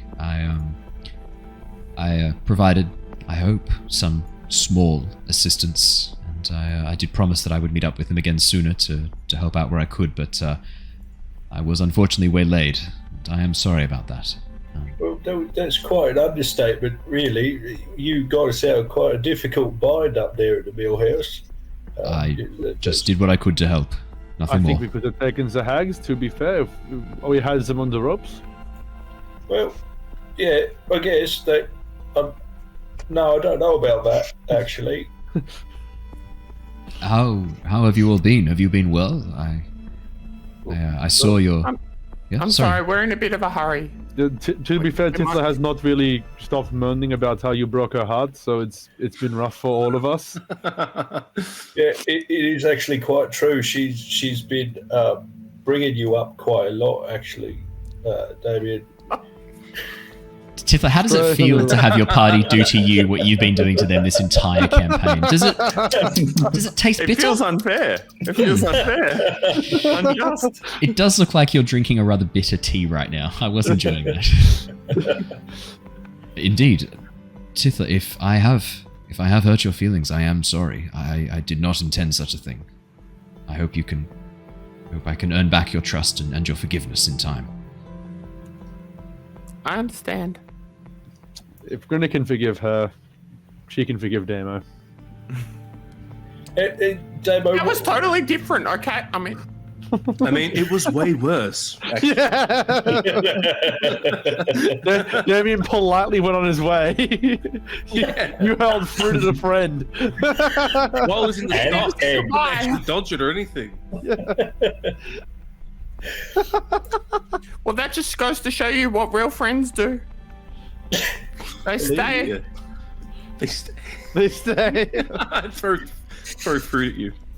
I love that Tifla would just say that out of the blue as well. There's no context behind that statement from it. You watch as Damien raises an eyebrow, looks down, goes like, I am sorry, and I do beg your forgiveness. Please believe me, it was for your own good. I have enemies here, and when I knew that they were on my trail once again, I knew that I had drawn too much attention to myself at the mill. I needed to make sure that I drew those unfriendly eyes away from you as best I could. Has nothing to do with the mill. These enemies you speak of, is this something we should also be trying to duck and dodge? No, And dive and dodge. I don't believe you would have drawn their attention just yet. I would caution you if I knew that you were on a pathway that would lead to their intervention. And who are they? Do you have werewolves in your land? Creatures Yes. that can change skinwalkers, I think some called. Yeah. Yes, of course, we have lycanthropes. Yes, sorry, sometimes it's hard to know what lands have what. Lycanthropes, yes, that is a good name for it. The werewolves of Barovia are one pack. There were several, many years ago, but an alpha rose and killed the rest who would not join him. Now all of the werewolves serve one leader. They are numerous and they are dangerous. And I wanted to make sure that they did not catch your scent. They've been tracking me for some time. I am responsible for many of their kills. Do you know who the leader? What's his name? Do you know that? I do not know the name of the current leader. If I did, I would surely put an arrow in their heart. But from what I understand, they do not venture far from the pack borderlands anymore. They generally stay within their own territory. But their soldiers they send out, numerous in the nights. How does that work with fuck? What's the bloke in the castle? Count. Don't just leave it at that. We don't need to say the name. Well, I don't remember what his fucking name is. The Count. What's he think about having people that strong fucking around in his lands, though? Right? Like, he's supposed to be the bloke that owns this shit, isn't he? I could not speak to the Count's motivations or thoughts. I'm sorry. All I know is that there have been stories occasionally when the pack grows too large, he puts them down, but he seems content to keep them at a manageable population. Well, that doesn't make no sense. If you got an enemy, you fucking squash it, right? I don't understand that. Well, that's a good question. Are the werewolves his enemy? I could not speak to that. I know that they do not. They do not seem to care for any of his people. I can't think of a better way to put that. The people who reside here, they do not seem to care for their well-being. But then again, I'm not sure. I could not speak to that. I'm sorry. But, mate, I'm assuming you've been here at least as long as our mate Killian, right? Or maybe even longer. So, if you got any information, it's going to be coming from you. I just don't know what's going on. I'm still, fuck me. Have you got anything for a headache, mate? It's just cracking killing me. Water. Well, no, all right. Fuck you. He points to the river behind you. Dunk your head in. You'll feel better. You know, I might just fucking do that. I think Greta's going to wander off and go to the stream and just underwater. Oh, that was good. Some good ASMR for everyone there. This boundary of the werewolves that they sort of don't go along there except for their soldiers. Can you give us a bit of an outline of where that border is? It changes all the time. Their territory grows and retreats as people rise against them. But you've already been at the edge of their territory. The town of Vallaki is just to the south. Their territory expands up towards the north, as far as the mist wall.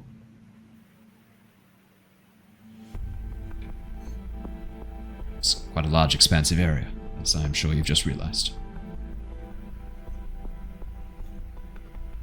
So, you came down over the bridge. Have you been to the Kresk?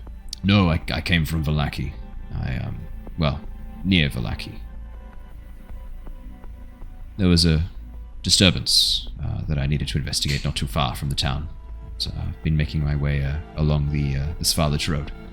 Well, if you hear any tale of a coup in Vallaki, I promise you it was entirely bloodless and very well executed. I've heard Vallaki has a new burgomaster. A young man from the village of Barovia, if I'm not mistaken. Ismark. Yes, you met him. He was with us when we were at the mill. Yes. Seemed like a gentle soul. Good man. I hope he's up for the challenge. Well, he can't be worse than the last guy. No, that's true. Last guy was a psychopath. Well, been fantastic seeing you, demo. I guess we'll catch you later. I just do have one question for Damien here. What were you doing skulking in the bushes? I was hardly skulking. I was walking down the road. Well, I don't often walk on the road itself, but I heard voices and just popped off to the side. Can't be too careful here. So, didn't want to stumble across a group of bandits or worse. But as soon as I saw it was you, I stepped out. That does raise a question that I have. Even though Grin has wandered off, he'd probably be contemplating this while he's soaking his head. He's wandered a lot in his life, done a lot of adventuring, wandering around, etc. Given the expanse of the area that we've been wandering around in, and Barovia and whatnot, and how large it is it weird that this is the third or fourth time now that we've bumped into the same dude on the road? Second time you've bumped into him on the road. Third time you've bumped into him. So the first time you bumped into him on the road. Second time he rescued you from the mill. Third time you bumped into him on the road. Yeah, I'll just the first time was also not on the road. It was in the at forest. camp, and we were off the road. True. But that is still a good question. Bumped into him in the wilderness. Yeah, no, it's still a really good question. Could I please get just a flat intelligence check, Grinner? Oh, yeah, you can. just a flat old int. Is that a natural one? That's a natural one, which I would like to point out is a 0. Grinner. This thought that pops into your mind, unfortunately, it's right before you dunk your head into the cold water of the stream, and as you and then come back up again, the cold water has just gone. That thought just disappears, washed away. All thought is gone. Washed away down the river as the cold begins to seep in and gives you a brain freeze just from the water itself. The water of the river being quite cool. Would that be Raven ice River. melt? Is there? I know there's a lot of humid mist here. There probably wouldn't be ice. There are mountains. There are mountains around the edges of this land, which you have seen snow caps on. So Mount Bartok up towards the north, the very large mountain range that seems to rise up just on the edge of the mist wall, has snow on it. Yeah, it could be ice melt. Very easily could be. The mist seems to hang around regardless of temperature. In fact, the mist has been strongest when it's been coldest, which is a bit odd. Okay. That's a shame. That was a good question. I'm sorry that the 0 was the roll. No other way have we gone, let's be honest. No, I think a few of us are probably thinking it though. That's why I started questioning about the bushes, because I will ask Damon. Has he told us what he was actually up to here again? Did he give us a reason? Hasn't really given you a solid reason. Just I mentioned that he was he left because he was worried about werewolves catching your scent, and said he was investigating a disturbance near the town of Vallaki, but he hasn't really given any details. Okay, so sorry to keep you sort of tethered right here, I guess, while we're conversing. But Damien, what brings you to this neck of the woods? I'm sorry, aren't we in a little bit of a hurry? Where are you headed? I was planning on. Cress, are you headed in the same direction? I can travel with you for a little bit, but I won't hang around long in the village. You can tell us all about, your comings and goings. Sounds good. Shall we be off then? I will just give as we start walking, Damien, I'll just clasp my hand on Tifla's shoulder, just give it a little reassuring squeeze. No, Tifla's gonna shrug it off, a little bit of the cold shoulder. Okay. Yeah. Hey, Damien, I've heard there's a couple of dangerous places around here, and have you heard of a sunken village, like a swampy kind of area? Is there anything dangerous through there? Yes, I have been to the area you speak of. It's not too far. I think it's a bit more south of here, yes. near. Yes, you speak of the town of Beres. It's a ruin now. Yeah, okay. Nothing left at all. The town was once a prosperous little area on the edges of the lake, the edges of the lunar lake, but it is now gone. There is nothing left. I am sorry to say. It's Is that a common thing for places just to get properly deserted? No. This was. I don't know much of the details. I'm sad to say, but I can tell you that the town was abandoned after it partially flooded. There was an attack. I'm not sure who by, but monsters in the night, I believe, and the town was just left abandoned. The people there either killed or fled to Vallaki or Kresk. Some even made it to Barovia, as far as I'm aware. Yeah, okay. Was there a leader of the town there? Someone who, like every town's got like a burgomaster of some description. Is there someone of note from Barris? I don't remember. I don't remember the name of the burgomaster of Barras at the time, but it's been abandoned for almost 12 years. Okay. It's a fair while. Yes, it has been quite a while. I'm surprised you know of the name. You've not been here long enough, and no one really speaks of Berez anymore. Yeah, well, I didn't know the name of the town. You told me it was Berez. How'd you come across this, the flooded town? Your description. It matches it to a T, a town partially flooded, claimed by the swampland of the Lunar Lake and the Lunar River. Oh, over time you hear whispers of these things, and I think it's a wise idea to think about places of danger and know what to expect if you ever end up stumbling into it. So, people like yourself who's been around for quite a while, it's, pick their brains. Indeed. Well, I've not heard of any dangers there recently. As far as I'm aware, it's completely abandoned. Maybe monsters have moved in, but I haven't had cause to visit there for some time. Oh, fair shot. You'll probably be fine if you go there. You're handling werewolves, and I'm sure anything in Perez could be all fine for you. Well, I'd hope so. Have you heard of Yester Hill? Yes, I have heard of Yester Hill. I did mean to investigate that at some point. There's a druid circle there, I seem to recall, but recently I've heard rumors that they've been corrupted for a while, but I heard rumors that they were starting to blight the land around the hill.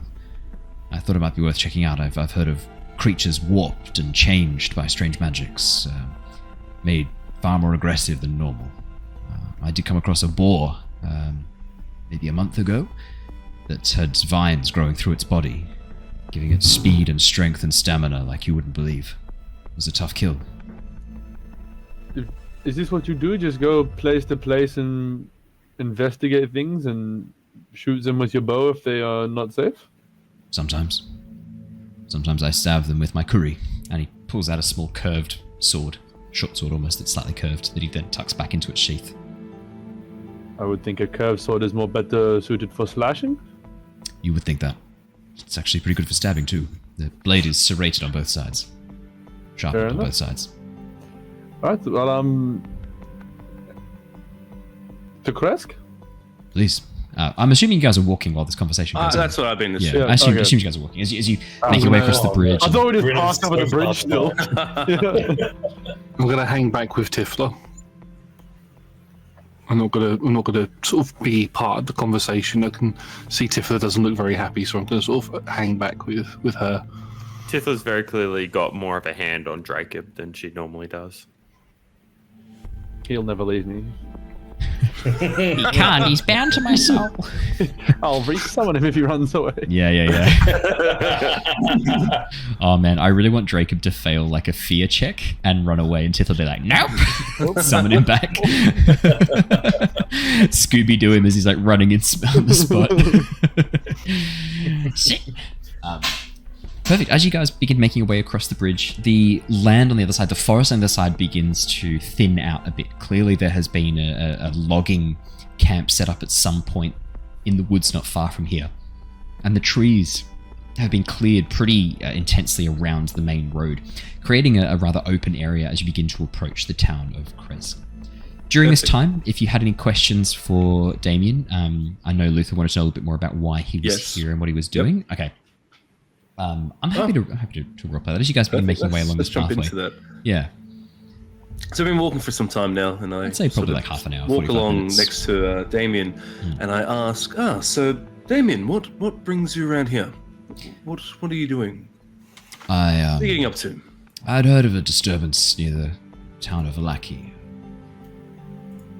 There was a sighting of a figure that I've been investigating for some time, but I wasn't able to locate them. Who? A man. Older, maybe a little bit older than myself. Has a large white direwolf. And what did you want with him? To speak with him, to ask him some questions, and to find out why he butchered a family over towards the east. There's a family that was butchered? Yes. I don't know this man's name, only his description, but the neighbors were quite specific. The Vistani had been camped outside the town for 3 or 4 nights. He was welcomed to their fire, offered food, offered rest, and he slaughtered them, according to witness accounts, cut them down where they stood. His wolf tore through the caravan like it was made of paper. Right? Vistani, yes. Oh, no. Interesting. If he sees this man with the big wolf, he'll let you know. Yeah.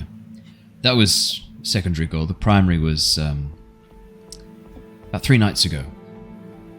There was a large discharge of magical energy from the town of Vallaki. That there was. Thought I might have a wander past and see if I could spy anything. Do you know something about this? Yeah, it was just a silly boy vaporizing himself. Silly boy. When you say vaporizing, this wasn't a disintegration spell. This was something far more powerful. I felt magic. Teleportation magic, perhaps? Ah, right. And the silly boy? Who was... Vaporized? Yes. Who was this? The former Burgomaster's son. Victor Vallakovich. Interesting. Yes, he was the victim of... He never struck me as particularly powerful or gifted mage. He was not. Judge, believe me when I say this is how he ended up vaporized. Right. Well, if there's anything else you wish to share about this, I would be very curious to know, but if that is all you know, then fair enough. Yeah, no. Do you know how he came across such magics? Teleportation magic is powerful stuff. Any ideas how he... I think he bought some books. We didn't look into it. We just tried to stop him because he's vaporizing the help. Right. Interesting. I'm sorry. Can I interrupt you a moment? Of course, please. Of course. And where exactly were you when you felt this disturbance? Not too far away. North, within the werewolf's territory. I do not mean to insult you when I say this, but you do not look like you are as magically inclined as my friend Jonor here, so how is it that you are able to feel this disturbance, but other people that we have met outside of Vallaki since then have not? It seems rather strange. He reaches in, unbuttons the top button of his shirt and pulls out an amulet on a chain. Gold, with a bright red ruby set in the center, roughly about the size of a D20, set into this gold clasp, almost like a claw holding the ruby in place on a gold chain around his neck. That's big then, isn't it? Not that big.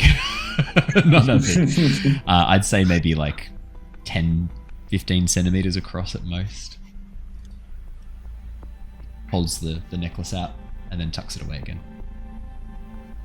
Just something I picked up.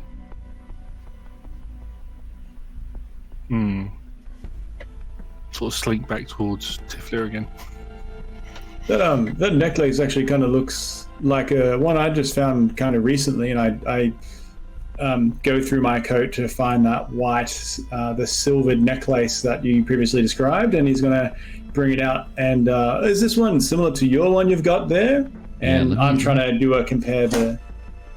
Let me quickly refresh my memory on a silver necklace. Let me just pull up on my notes. For sure. So this was the one that you picked up. This was before vallaki, wasn't it? Before the Halloween session. Links made of silver, set on a small inlet, is a pearl which is held in a silver cage. That's right. And you haven't identified this or done anything with it yet. It was, I think I did identify it once short or long rest. I think once a long rest I can get up to three levels of spell. Pearl of power. I was just making sure we had discussed that. Yeah. Cool. For sure, yeah. As you hold it, as he pulls out his one, I pull out my one and say, I haven't spent time actually attuning to this one right here, but I've sort of glanced at powerful necklaces. Is this the same? we need to add Pearl of Power to your inventory, which I will do right now. You didn't have it added, mate. There you go. There was also the Oil of Green Flame Blade. Yep. I'm betting that hasn't been... there you go. You got it. It's equipped. It's yours.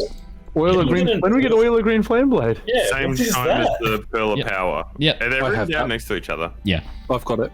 With the infernal coin. October. Yeah, with the coin, the soul coin.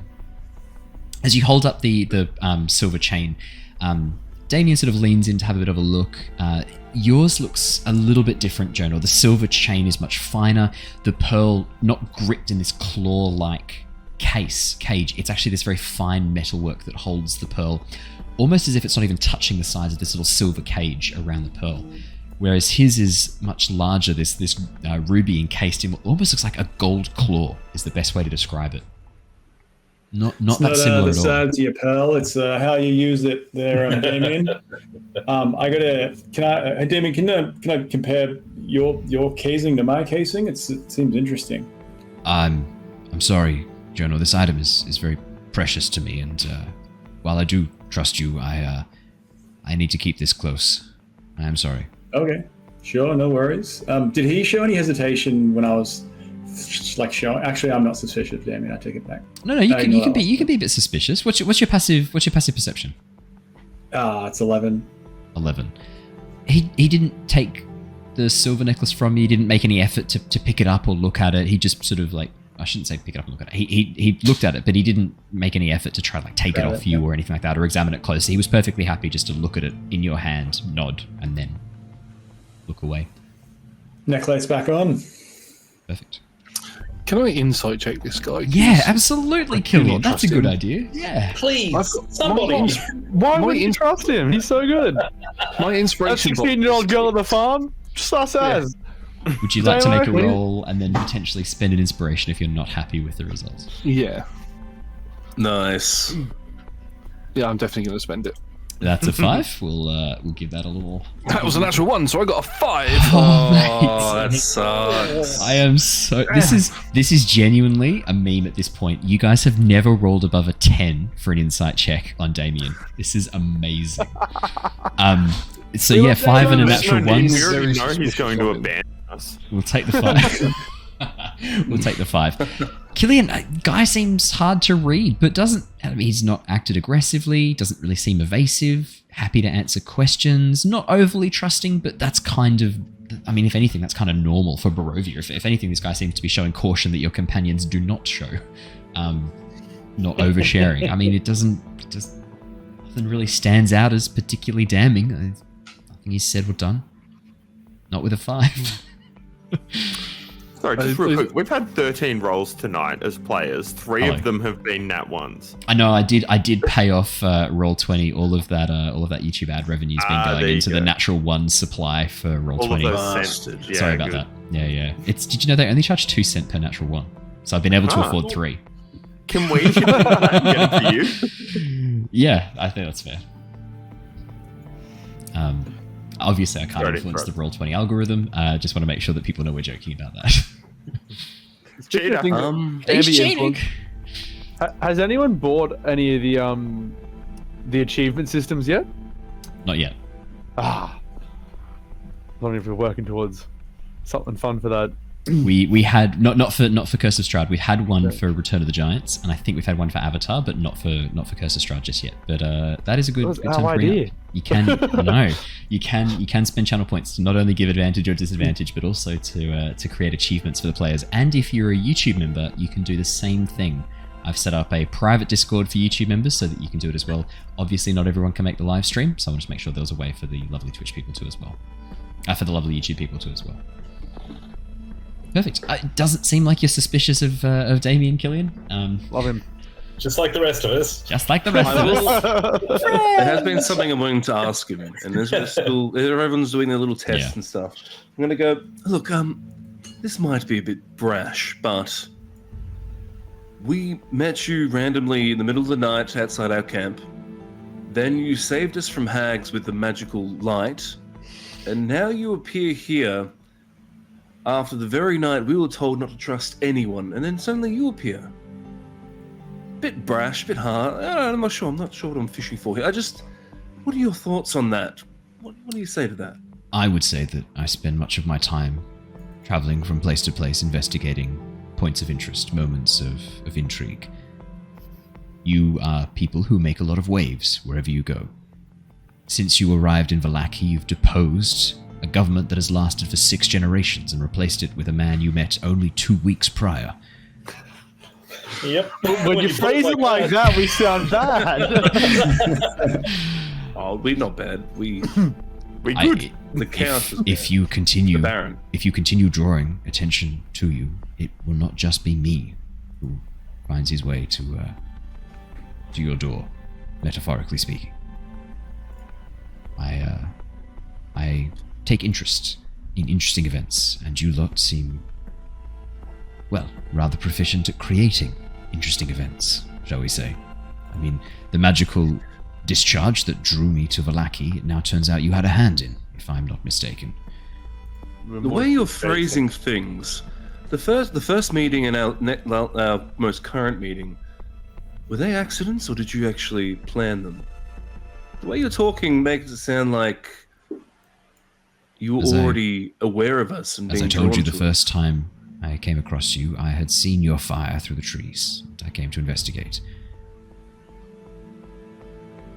That is all. There is no greater meaning, but I would be lying if I said I haven't been keeping an eye out and an ear to the ground for news of you since we parted outside the mill. I'm going to do an insight check just to see, after the whole time he's been talking, if he's lied or not. I will say this, like, it's been weird, but I might be a bit more willing to trust because we had a really good first interaction. Yeah. Which I didn't. Come on, natural 20. Natural 20. Come on, natural 20. Got to balance out the ones. It's got to happen. You got to have a natural 20. It's not. It's a 10. I'm going to use my inspiration that I have. Okay. Here we go. Let's go. Here we go. It's 11. 11. One higher. Jonor, it's a lot better than I don't suppose you've foretold this, have you? Nah, it's only for like preemptive. I can't retrospect people's roll. He can't. He has to say it before the roll. That's true.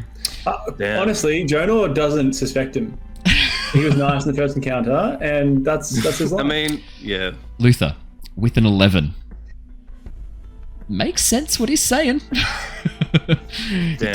Doesn't seem to be outright lying. Again, he's a hard man to read, but I mean, you don't get the sense that he's. You just don't get the sense he's lying. He doesn't seem to be particularly dishonest. Evasive, maybe, but dishonest, not really. Okay.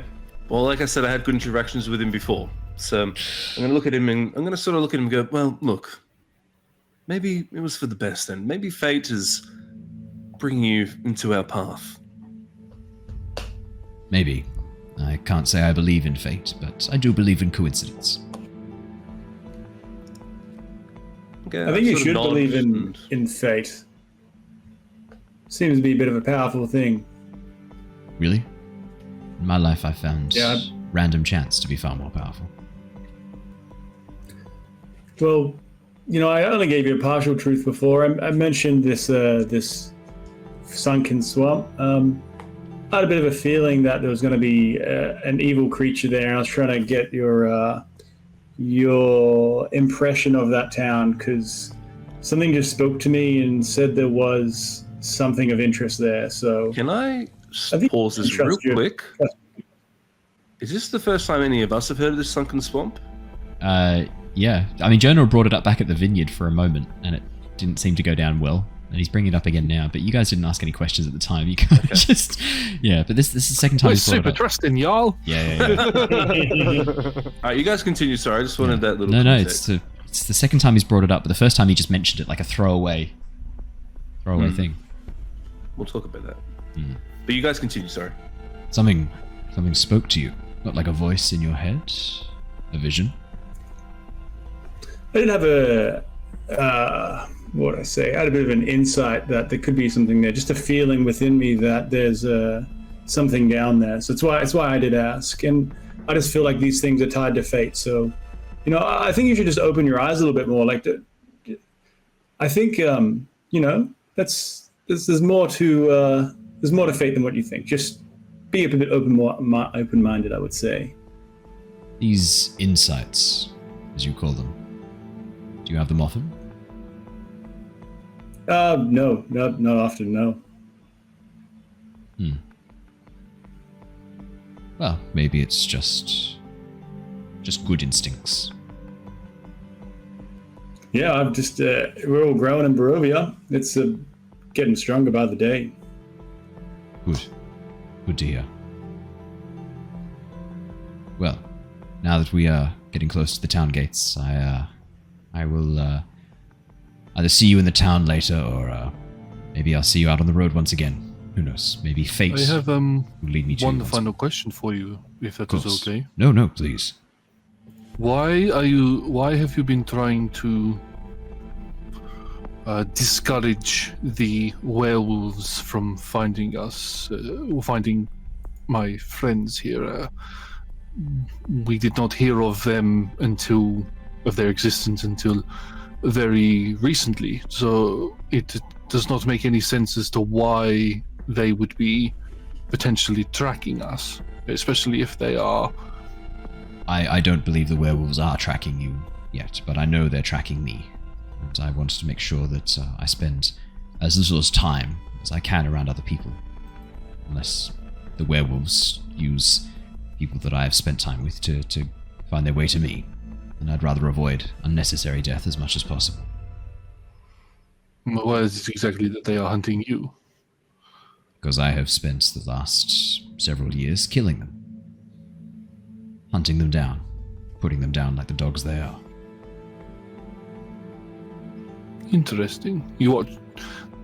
I don't know if he would notice this, but anybody else would notice that my irises turn red briefly, and I'm going to use Eyes of the Grave. Fantastic. What do you get with Eyes of the Grave? I think you get... As an advantage action, on- you know the location of any undead within 60 feet of you that isn't behind total cover and isn't protected from divination magic Killian! until the end of your turn. Killian! You can use this feature one time per long rest. I Killian, really don't trust this guy. There are two undead. One is standing only a few meters away from you, and it is your friend Luther. The other is this man, Damien, who you have just met. Oh, shit. So something happens in instant reaction to this.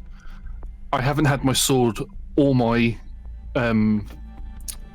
large container on me at all since we left the Wizard of Wines. You watch as, from those who are standing behind me, this blood begins to pool on my back and begins to cascade down my arm and then forms into the moonblade in my hand, and I just put it up to his throat. I think. What's this? Killian, why are you attacking our good friend Damien? Whoa, there, yeah, he seems to be fine. Damien. What's wrong? Damien raises both hands, and as the moonblade. He said most of 5 out of 20 suspicious. As the moonblade, are you actually pressing it against the skin? If I can, yeah. Yeah, as the touch it against him. moonblade touches the skin, you watch as a little faint red line burns away as the blade touches against his skin. And as he holds his hands up, he steps back away from it in an instant. But you see this. You hear this tss moment of burning. And he steps back with his hands up and goes, "Whoa, friend, please, what has gotten into you?" I have the ability to sense those who are, due to my god, who are of the... Sub-alive. should have remained dead. Of the undead variety. I can sense my friend over there is one. But you also give off that energy. I don't trust undead in these lands. Except this one. I think that, yeah, except this one. I think there's been some mistake. Maybe one of the items I carry, maybe something I have with me has. With a passive perception of 15, would I also have heard the Oh sound? yeah, anyone with a passive perception of 14 and over would have heard the tss and the moment of burning against his skin. Ooh. Killian, this man saved us from the mill. What are you doing? Put the blade down. You saved all of you from the mill. I do not trust the this question. man. The question I have is, did anyone else hear that when the blade touched him and then quickly went off his skin? I mean, No, I'm just shocked with threatening people. I heard it, but I mean, Killian made the blade out of a ball of blood that came out of his back. So I mean, who the hell knows what it does? That's a good point, actually. It's a very good point. Maybe this was on contact with anyone. Please, there's mean, no yeah. need. There's no need for weapons drawn. I'm not a threat to you. I mean none of you any harm. I'd like to insight check that. Yeah, that's fair. Can I also insight check Yes, that? that's fair. I'd say, given the revelation of Killian saying that this isn't undead, I think that's fair enough. Oh, I think we've got our cliffhanger to end the episode on. Oh, I got a 22. Finally, 22! Good insight check on him. I got a 10, but I will use my passive of 11 just to get me that extra. Killian, I mean, when he says he doesn't mean any of you any harm, you drew a blade on this man. He's got his hands up immediately. He's made no aggressive actions. He's not acting aggressive. Luther. Hearing what Jonah and Theodore are saying, I do sort of Just lower the sword slightly. question my actions for a moment. Yeah. I do falter. Luther, 22. Shit.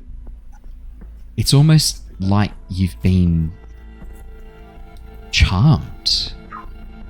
As you sort of shake off this effect, suddenly your brain kicks into overdrive. He's lying. When he said he doesn't mean you any harm, that was a lie. That wasn't true at all. He might not necessarily mean you direct harm, but this is not a man who has your best interests at heart. You can feel this. You watch as his eyes dart from side to side and you catch his pupils blood red, like yours. Shit. He enjoyed leaving us and breaking Titler's heart. That's what Harvey means. And as you think with back that- with a 22, as you think back, you start to question some of the things he said, some of the things he's done. And while he has indeed kept you safe from some of the dangers, he also let you walk into some pretty dangerous areas with no forewarning at all. I mean, he gave you no warnings about the state of Vallaki, gave you no real information about what you were walking into there. And even with the mill, didn't really adequately prepare you. Yes, he came and pulled you out afterwards, but he let you wander in initially. And in that moment you get the distinct impression this is a man playing a game, and you are the pieces on a very large board with rules far more complex than you have been able to discern at this point. And as that moment flitters across your face, could I get you to make me a performance check? I want to see if your expression gives anything away. Just before I do not good the at performance, so yeah, I just want to see 9. Very middling. As his eyes flicker across each of you, and he catches you and watches your expression change. This moment of realization dawning. He slowly lowers his hands, a small smirk crossing his face. Can I pull out my gun? I'm going to say, it's nice to meet you, Strahd. That took you longer than expected. And that is where we're going to end the session for tonight. Thank you so much for joining us, everybody. TPK. Can I add one thing? Sure. That Grinner is going to Shit his pants. wake up Done. next to the creek after having stuck his head under and kind of come to and just lay there for a minute. And he's sat up, everyone's fucking gone, and he's just like, oh, okay. I'm going to say that they wouldn't have left. They wouldn't have left without you. You might be at the back. You might be at the back of the group. They wouldn't have just walked off without you. I wouldn't just leave you. They wouldn't have. They wouldn't He'll have. float down the stream fine. That is where we're going Roger to wrap Gruner up. wasn't going to make it. He didn't make it. Thank you so much, everybody. That is where we're going to wrap up for tonight. It's been wonderful being back with Curse of Strahd, and I am excited to end on a really good cliffhanger. Perfect. That is amazing. That was good. Finally, a good insight roll. Holy shit. It only took us how many goddamn sessions to finally 40 sessions? Thank you so much, everybody. We've all done an insight check. Yeah. Everyone's done one. Every time. Well. Every time. I know, it's Tiffler's crazy. never done an I insight don't think check. I have. Well, it has been... Ivan was still like, yeah, look, I still want to turn my eyes on, eh? Yeah. Exactly right. That was brilliant. Eyes of the Gravekeeper. I did not see that coming. That Yes, was good. fuck yes. Man, I bring thought- that out was clutch. I thought he was a werewolf. I thought when you described the big black wolf in the woods, I thought he might be a werewolf. So I thought I'd just do that, just because if he wasn't undead, then he's a werewolf. No, that was good. That was very, very well done. Thank you so much, everybody. If you have enjoyed the episode, make sure you hit that subscribe button and the thumbs up button. If you have also played Curse of Strahd, please leave us a comment. What was your first interaction with Strahd von Zarovich? If you're a DM, what was the first interaction you ran with Strahd? I would love to know, because I am very much looking forward to our next session. This is the first time the players know they're meeting Strahd, so I'm very excited for it. But from all of us here tonight, stay safe, stay well, and we will see you all again next time. For Twitch people, stick around. We're going to go do a raid. But for everybody else, have a lovely evening, and we will see you all again soon. Goodbye, everybody. Bye. Bye. Bye.